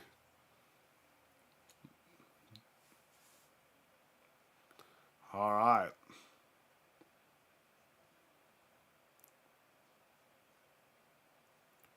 Bogdanovic, oh, what a fake. Oh, wow. Again, we've given this guy a breath of new life here. He's out here faking Andre Drummond to no man's land. Kobe White, another scoop shot. That one's a jump hook, misses. DeRozan with the rebounds. Or Kobe White gets his own miss and DeRozan gets the ball. Kobe White in the corner, shoots the three. Misses. Drummond with the rebounds. And the Atlanta Hawks players calling for a travel. They're going to end up getting a foul call against them. Again, it seems like any success we've had today has been with Drummond. No one else. No one else has had success today for the Bulls. Io and Kobe are even struggling on the floor. I know that they've got double-digit points already, but playmaking-wise, they've been horrible today. I really feel like our only success has come from Drummond. AC drives to the rim, gets blocked. Drummond with another rebound. Post hook connects.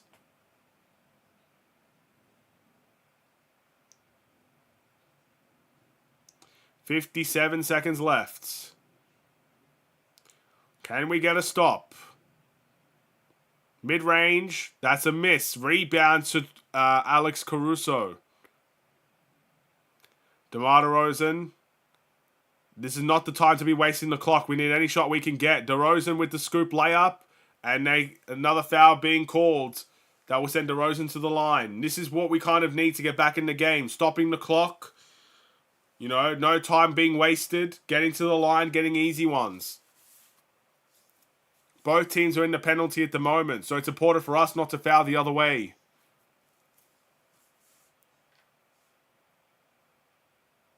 And he makes the first. Murray's back in the game for the next 30 seconds.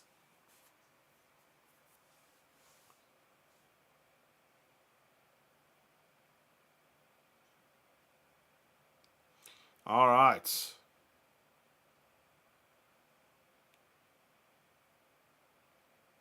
DeRozan makes the second. We're back to 13. Now, next stop. Just a good defensive possession. Murray drives all the way to the rim. Torrey Craig with the help. Excellent help. Murray saves it. Johnson fakes it. Back to Bogdanovic. And more help. Johnson fakes another three. Back to Bogdanovic. Ball movement on point. And they make the three. They passed us around like crazy. Oh, we got fooled around in that possession. And Matthews makes the 3 from the corner. And we're back once again to 16 points. Kobe White to DeRozan. DeRozan with a 3. That's off. No foul calls. And that's the end of the third, ladies and gentlemen. About 3 Bulls players are on the floor at the moment. And it looks like it's too little too late for the Bulls to come back with this one. They are down by 16 points. It will have to take something massive to win this game. It would have to take something genuinely massive if we walk away with a win here. It does not look likely, ladies and gentlemen. It looks like it is game over. 1 quarter to play, down by 16. With all the shots we've been giving up from the 3-point line, the lobs, all of it kind of sucks. Fun fact, we've been outscored in every single quarter this game. So keep that in mind as well. Atlanta's had the reins the entire game. They've been in control. They've dictated the play. They've dictated the shots that they wanted. They've dictated the defense that they've been playing. They've been in control the whole time. And for such a big game, you expected the Bulls to really come out and make a statement in this type of game. Because keep in mind, this is our play-in tournament action. Brooklyn are 1 game away from missing the play-in tournament. We are basically pretty much set to be in the play-in tournament. And we are pretty much set to face the Atlanta Hawks. This is our play-in tournament opponent. And we're letting them just absolutely control us in every way, form, or fashion. Not only does this game hurt for a variety of reasons. Obviously, you lose this game, you lose the season series, I believe. You know, you bring Atlanta closer and closer to the 9th seed, which makes us not have home court advantage. But the confidence. If you get blown out by the Hawks, your confidence when you verse them next, you know, we'll verse them in about 2.5 weeks' time. You know, they're going to remember this loss. And Atlanta's going to remember this win, and they did it without Trae Young as well. And a lot of their guys. This is going to be one to remember for Atlanta. So, yeah, there's a lot of reasons why this loss is going to suck. But we got 1 more quarter to try and change it. At least make it a respectable outcome. Maybe a run here. Maybe even if we don't win the game. But if you make a solid run and make it a game worth watching, it might give you some confidence for the next time that we face them. We don't have easy schedules down the stretch. I know we got the Pistons and the Wizards at least 1 more time before the end of the season. But we've got the Knicks twice as well. It's not going to be easy. These are the type of games you've got to try and take advantage of. And we just haven't done it.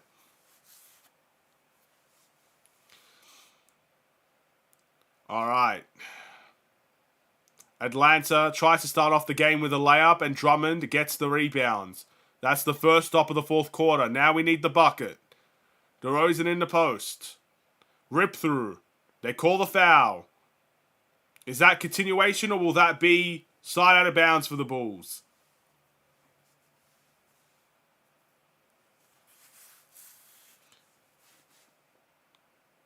Okay, DeRozan is at the line. This is a good start.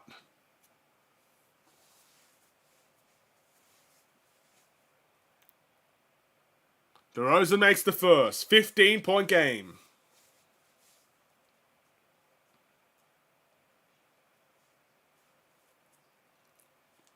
Wesley Matthews coming. Has Wesley Matthews played this entire game?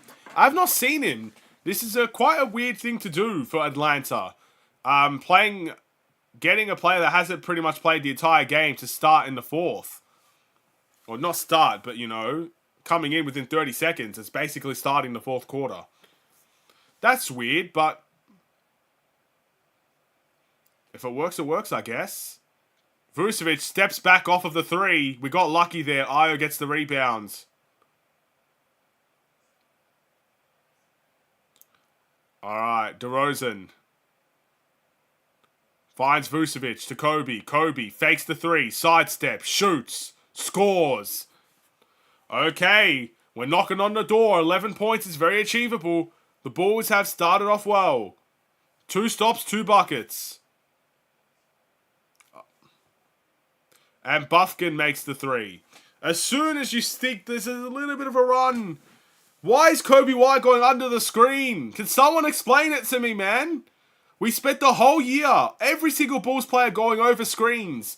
And now we're going under screens when they're having the best shooting night probably of their entire season. It doesn't make sense. Why are we going under screens? Is Billy Donovan telling him to do that? I'm wondering now. We've got Drummond and Vooch playing in the same game at the same time here.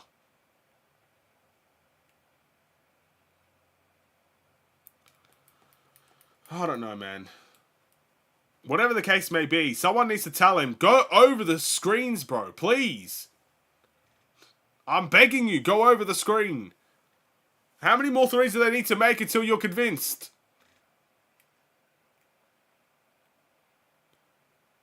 DeRozan to Kobe White. Kobe White drives, gets absolutely mauled at that paint. At least he'll get free throws here. I knew this would happen. Back to winning against good teams and losing to the bad ones. We're back to the team we were 2 years ago. We were that team last year. We were that team 2 years ago. We're that team again. But let's be honest. I think Atlanta, when everybody's healthy, they're better than us. I'll say that. We've beaten them before, yes. I think they've beaten us this season as well. But they made the playoffs consistently for a while. The Bulls have made the playoffs once in about 6-7 years. Atlanta, at their best, has had more success than us. But still, they're the 10th seed and we're losing to them. So, yes, they're technically, this season, they're worse than us. But that's the Bulls. You can't not be surprised anymore. Anyway, it's still 11 points. But please go over screens. I'm begging you. Either switch or go over the screen. If I see another screen that Kobe White goes under, I might lose my mind.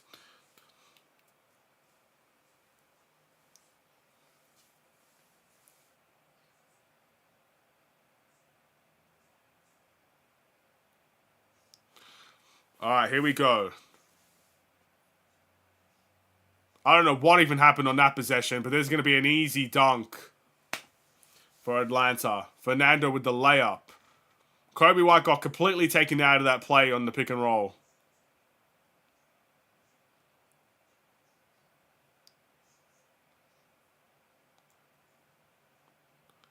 Vucevic to DeRozan. DeRozan shoots the three. Misses. Rebound Atlanta. Bulls still down by 14 here. Atlanta want to go coast to coast. Finds the corner. Wesley Matthews sidesteps DeRozan. Misses the three.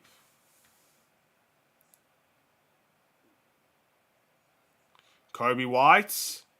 Bounce past the Vooch. Vooch drives to the lane. Io sidesteps, shoots the three, and he gets it to fall. He stares at the Atlanta bench while doing it. 8:58 to go in the game.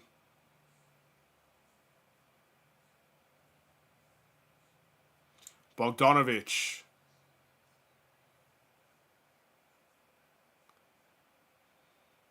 Gets to the mid-range, shoots it, and he scores.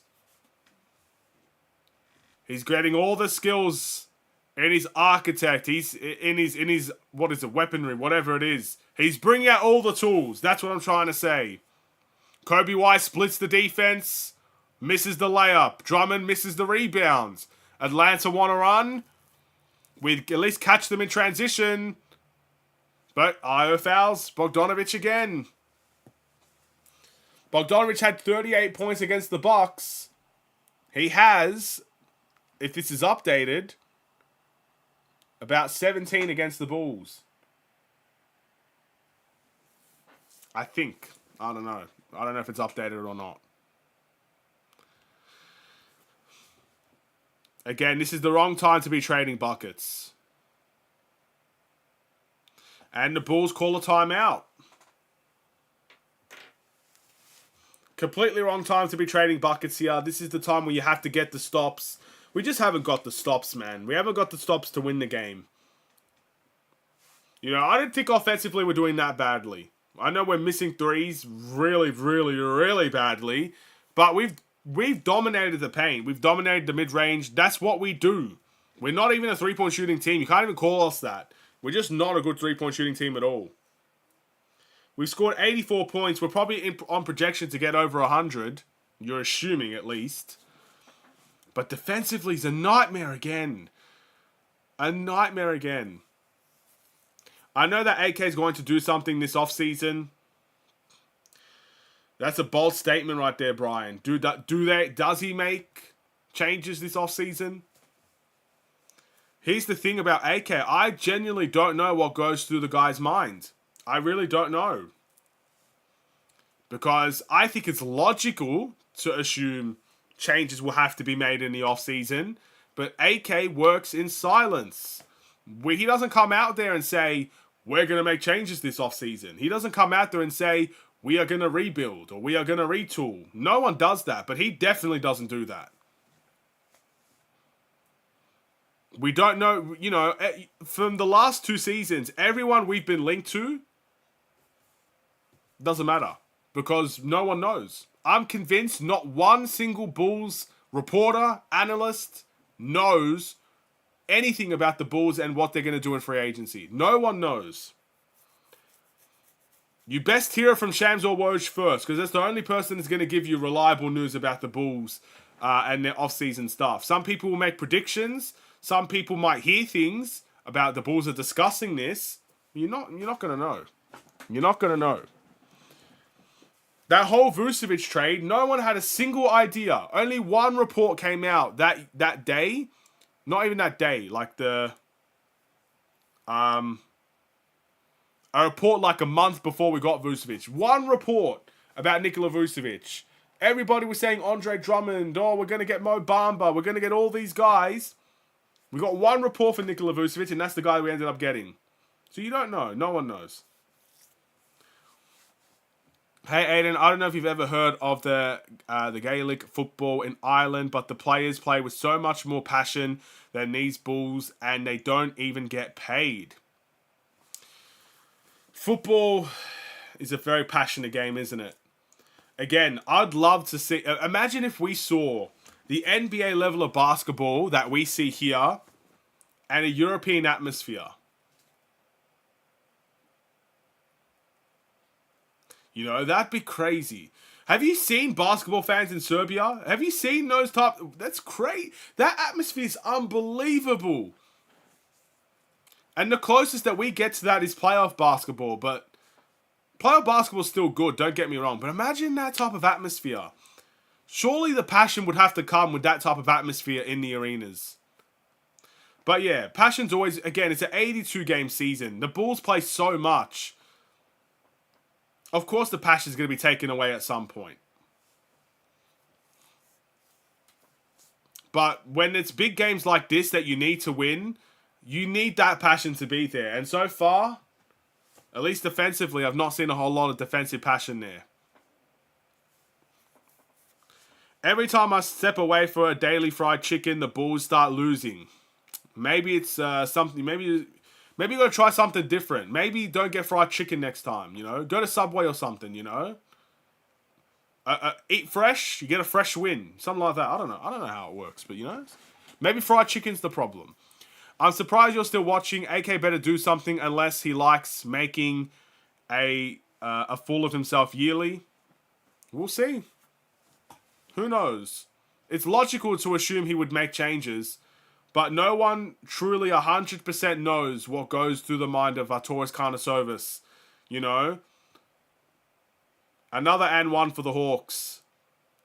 Fernando gets the and one. Drummond with the hacking this time around.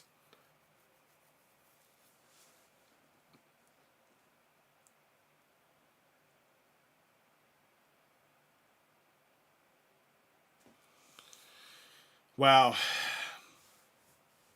And in terms of, I'm surprised that I'm still watching. Well, look, I could chuck on an Among Us game or something.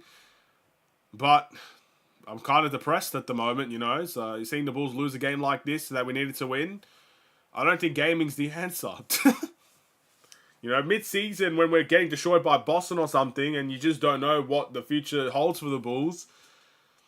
Chucking on a game of Among Us would be fun. But this kind of sucks. I'm not going to lie. This kind of sucks. Big time. If they don't do anything this off-season again, I'm going to take off. I can't support something that will waste people's time like this. It is what it is, I guess. It is what it is. This team is a waste of time. Well, we still got the end of the season to go. I'm not going away just yet. You guys know me. I've been through some sucky seasons.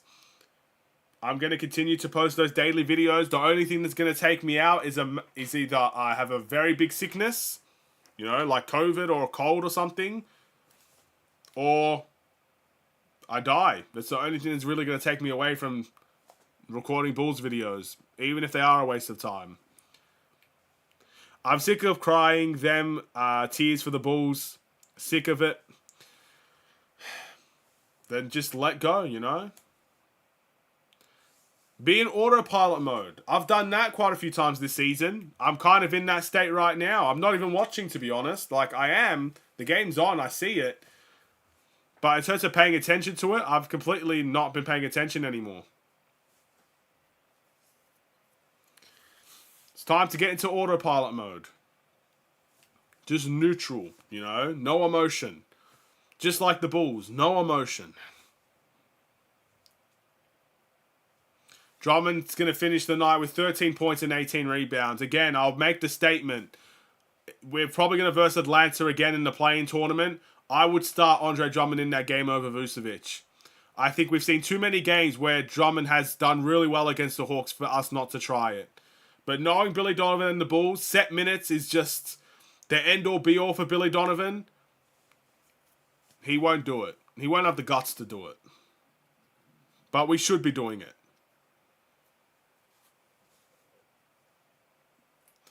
I think we'll miss the play-in at this rate. Brooklyn are one loss away from missing the play-in tournament. We will not miss the play-in tournament. This Atlanta win, actually, if there's anything that helps the Bulls, the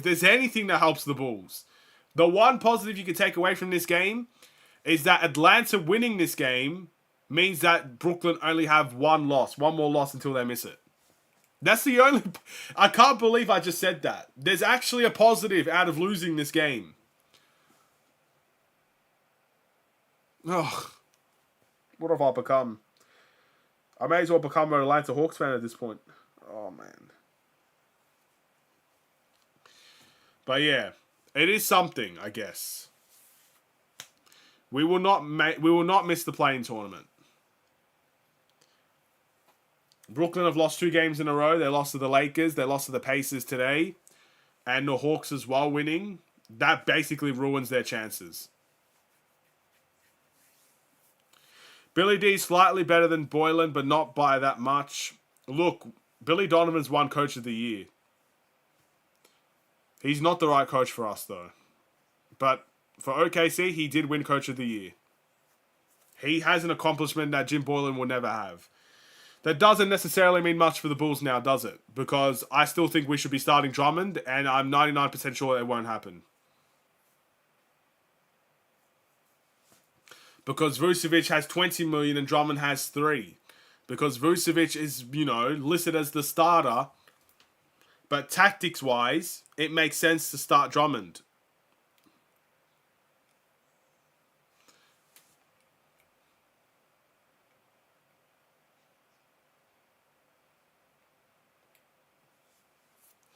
So we're the second worst loser, lol.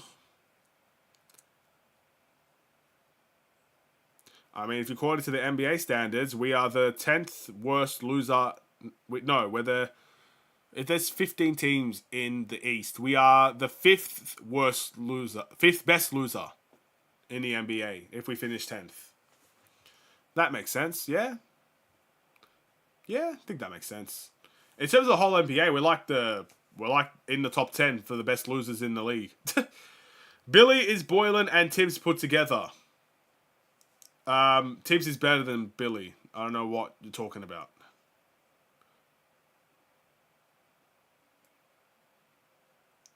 The only correlation, in my opinion, from Billy Donovan and Tom Thibodeau is Billy Donovan plays his starters a ridiculous amount of minutes. But in terms of proper coaching, I've seen Tom Thibodeau pull some of the worst defenders and turn them into great defenders. I haven't seen that with Billy Donovan. And plus, Billy has some really bad offensive plays. Like, he does it. There's no offensive coaching from Billy Donovan. He's letting the players do it, bro. I don't think there's... Can someone name me a play that Billy Donovan makes consistently as a coach? It feels like it's all the players. I feel like he's not coaching offensively whatsoever. And defensively, he's okay.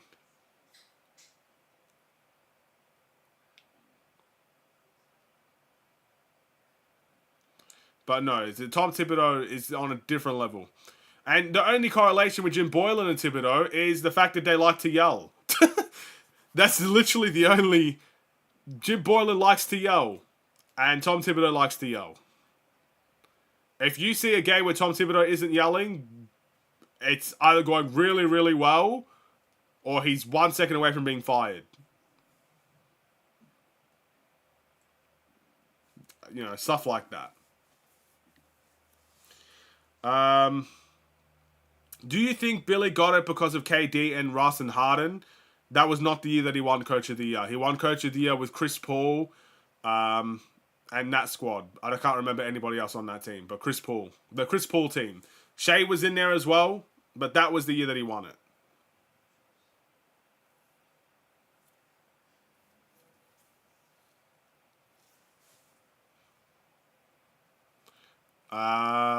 Kobe White, I think, scored. Kobe White scored. He puts his head on the, you know. He's banging his head away. I don't know what's happening here. Oh, he didn't score, but they fouled. Okay. Do you think the Bulls will come back? It would take a long... It's a long shot. See the Bulls come back. They both overused their players to the last minute of a half, thinking they could come back from 15 to 20 point deficits. That's a very basic analogy. But that's the only thing they have in common. There's nothing else they have in common.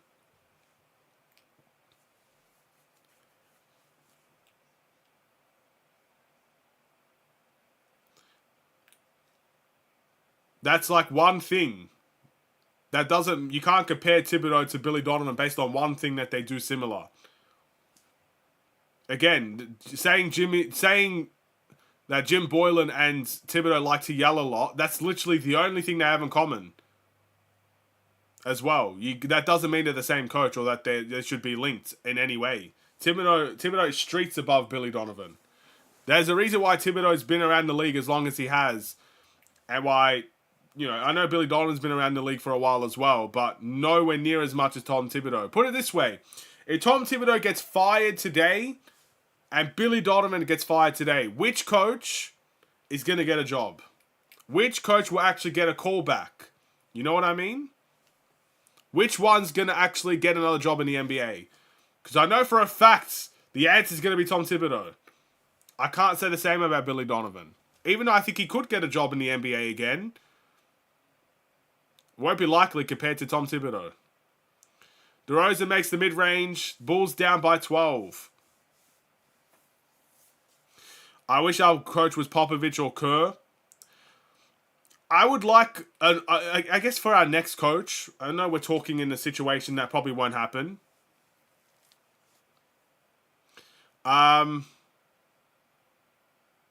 For our next coach, I would really like to see a coach that brings motion in the offense. I think Billy Donovan's a solid, wouldn't say great, but a solid defensive coach. He's got good defensive plays in there like Caruso that helps, of course. But, we have no motion in our offense. Our offense is very stagnant. It's all ball movement, you know, like we can pass the ball, but there's no one that doesn't have the ball that moves. It's always standing out in the corner waiting for something to happen. No one takes initiative and makes a cut and gets the defense off their toes a little bit. That's why we're so easy to guard sometimes. And it's also why we're pretty bad from the three-point line as well. Because one cut can lead to an open three. We just never try it. We never really use it anywhere on this Bulls team. And that's another problem as well. 10 points is nothing in today's NBA. It's not 10 points. You might have said it by the time it was. The Bulls are down by 14, and the time difference is usually what I'm talking about here, not necessarily the points tally. 14 points in 4 minutes. You're stretching just a little bit. Is it possible? Yes. Will it happen? Probably not. Don't know why we got rid of Tibbs. One of the world's greatest mysteries, I guess. I think Tibbs more wanted to leave than us getting rid of him. Because we were kind of going in that rebuilding stage. I don't think Tibbs really wanted to do a rebuild. So, yeah. I hate seeing the Bulls get clapped and clapped hard like this. Yeah.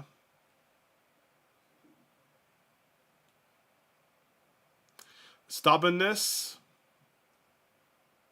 Well, that kind of goes into the factor of playing their starters all this time. Again, look at the coaching, the actual coaching. It's night and day. It's a night and day coaching. You're looking at personality traits more than coaching.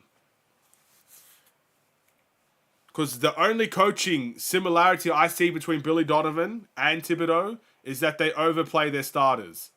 And to be fair, Billy Donovan's only overplayed his starters this season. Last season he didn't do that, and the season before he didn't do that. He overplayed them this year because our bench is ass. I'm sorry to say it, our bench sucks. Our bench is not good. We have 3 starters out, and our bench is our starters now. You know, it's clear Billy Donovan doesn't trust our youngsters, which is another problem.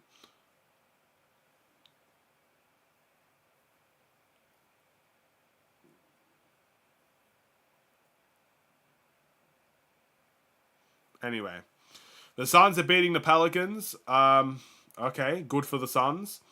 Man, this sucks. I'm hoping the Bulls sneak into the play-in rather than competing for a championship. I don't know what that means. What do you mean? Why would you want the Bulls not to compete for a championship? And the Bulls are going to make the play-in. Don't worry about the Bulls not making the play-in. 1 Brooklyn Nets loss. That's all it takes in the next 7 games. You can't tell me Brooklyn's going to go on a 7-game winning streak. No chance. We will not miss the play-in.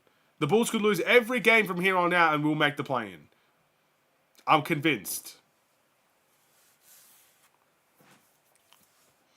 So records don't matter anymore.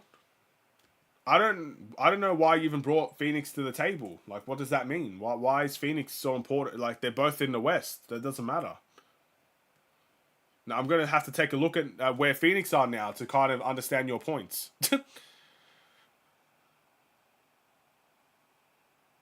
Where's Phoenix? Phoenix, they have like a 40-win season, bro. They're probably going to be the 5th seed or something, aren't they?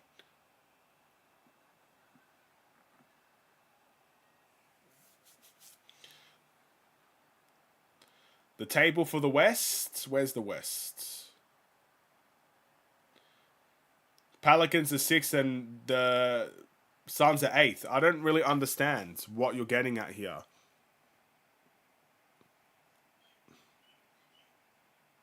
I really don't understand. They're literally 2 games apart from each other. There'll be 1 game apart from each other if they win. I don't know. I don't understand that. Overall, AK did a terrible job building the team outside of Zoe. It's not all on Billy Donovan. You're correct. You are absolutely right. It is not all on Billy Donovan. I don't like people that put the blame on one person and one person alone. You know, this is a team sport at the end of the day. And it's a team sport on the court and off the court. People that blame one player for everything that goes wrong, or a coach, or just AK for everything that goes wrong, that's never the right way to approach something like this. It's never the right way. AK's responsible, Billy's responsible. Again, the players are responsible. We gave up, 33s in this game? You can't tell me the players are not responsible for that. That's horrible. Of course, it's everybody's fault. You can't just blame one person. You're right. But Billy Donovan, I still don't think Billy Donovan's the right coach for us. That doesn't change anything. But to put all the blame on him is naive. It will never, ever be like that. I'll even go on a limb here when people call Jim Boylan the worst coach of all time. It's not all his fault. We didn't build a team around Fred Hoiberg. We didn't really build a team around Jim Boylan. We didn't build a team about... we tried to build a team around Billy Donovan, and it's obviously not a good team. That's the harsh reality.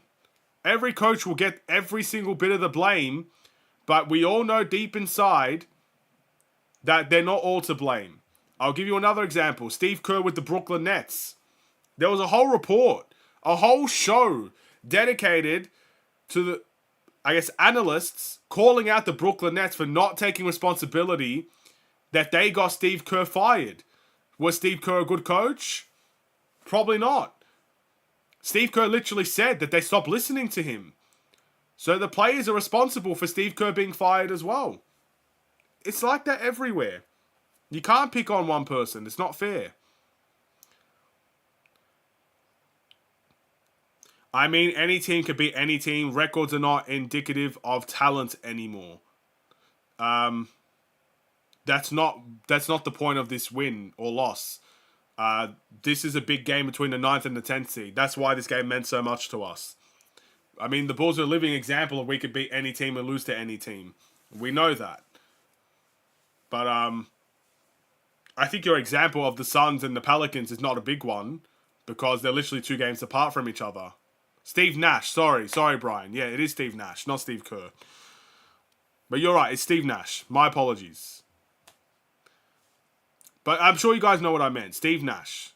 The MVP for the Phoenix Suns. 2 years in a row, that guy. Steve Nash. The one that has a bad back, played for the Lakers. I know all about him. I just got the name wrong.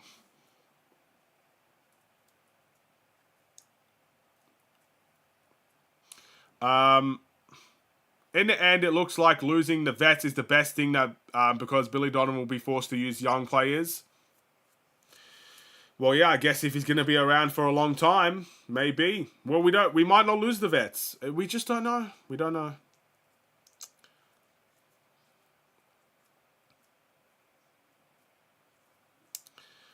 Yeah, it's not Steve Kerr, it's Steve Nash.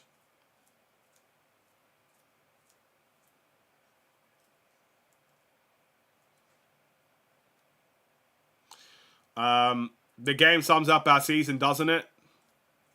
Yeah, kind of does, yeah. When there's an important game on the line for the Bulls, we fold. We must be really bad at poker games, because we fold quicker than anything in life. Kerr in Brooklyn, I thought you meant Kenny Atkinson because they didn't want to listen to him either. I meant Steve Nash. KD, Kyrie, they stopped listening to Steve Nash. Steve Nash went out on interview and literally said they stopped listening to him. So how can that just be Steve Nash's fault? It's not. Players are paid a big chunk of money to deliver on the court. If you can't listen to a coach, you're part of the problem. I don't care how big of a talent you are.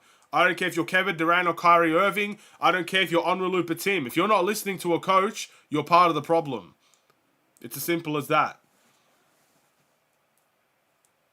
Maybe Steve Nash lost the respect of the locker room. I don't know what happened there.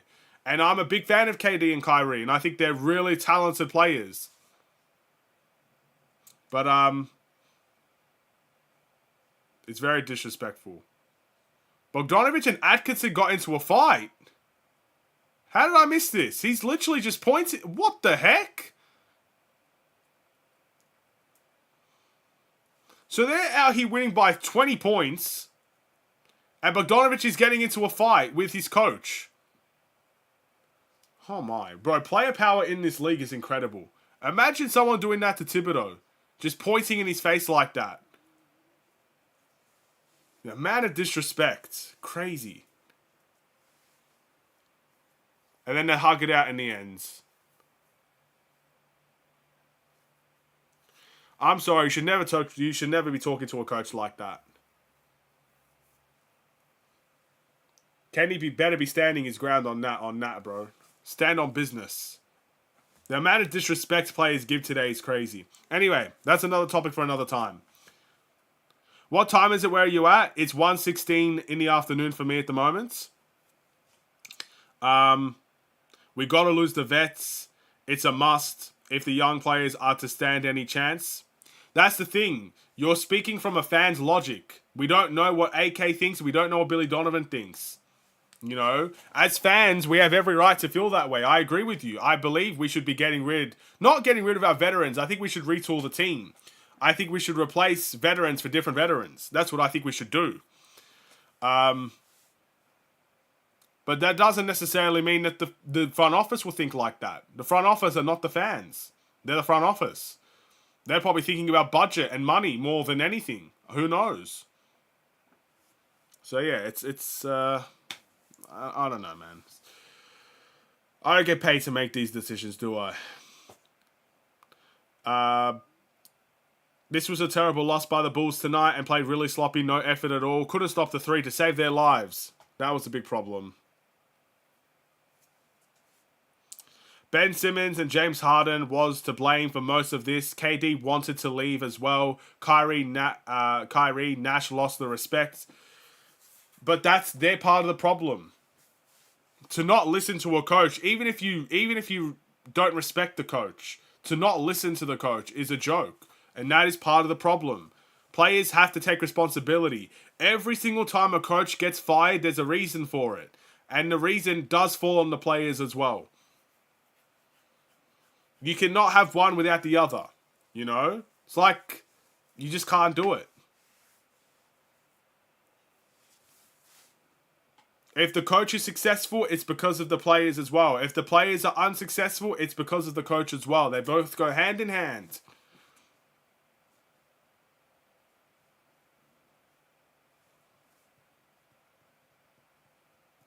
So as much as we can put the blame on Billy Donovan, you put the blame on the players as well.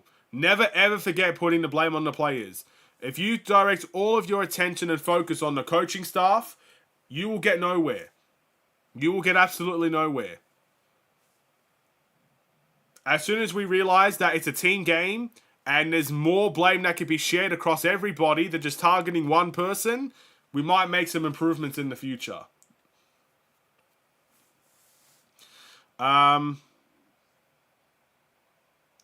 Kenny getting fired by the Nets was the best thing in his life. Set him free to win a ring in Golden State. Yeah. Yeah. Booker has 50. It's playoff mode already. I mean, congratulations to Devin Booker. We've seen a lot of games like this recently. I mean, Wembanyama's out here destroying teams single-handedly. Brunson had 60 points, I think, in a game. Playoff mode's really coming into play. I guess with that being said, the game is over now. I'm going to end the stream here. Thank you guys so much for watching. If you enjoyed the stream, feel free to like and subscribe if you are new. Yeah, the last half of that game was a bit of a disaster, wasn't it? And it does suck. I can't change much of that for you guys. I apologize on behalf of the Bulls because you probably won't get an apology from them.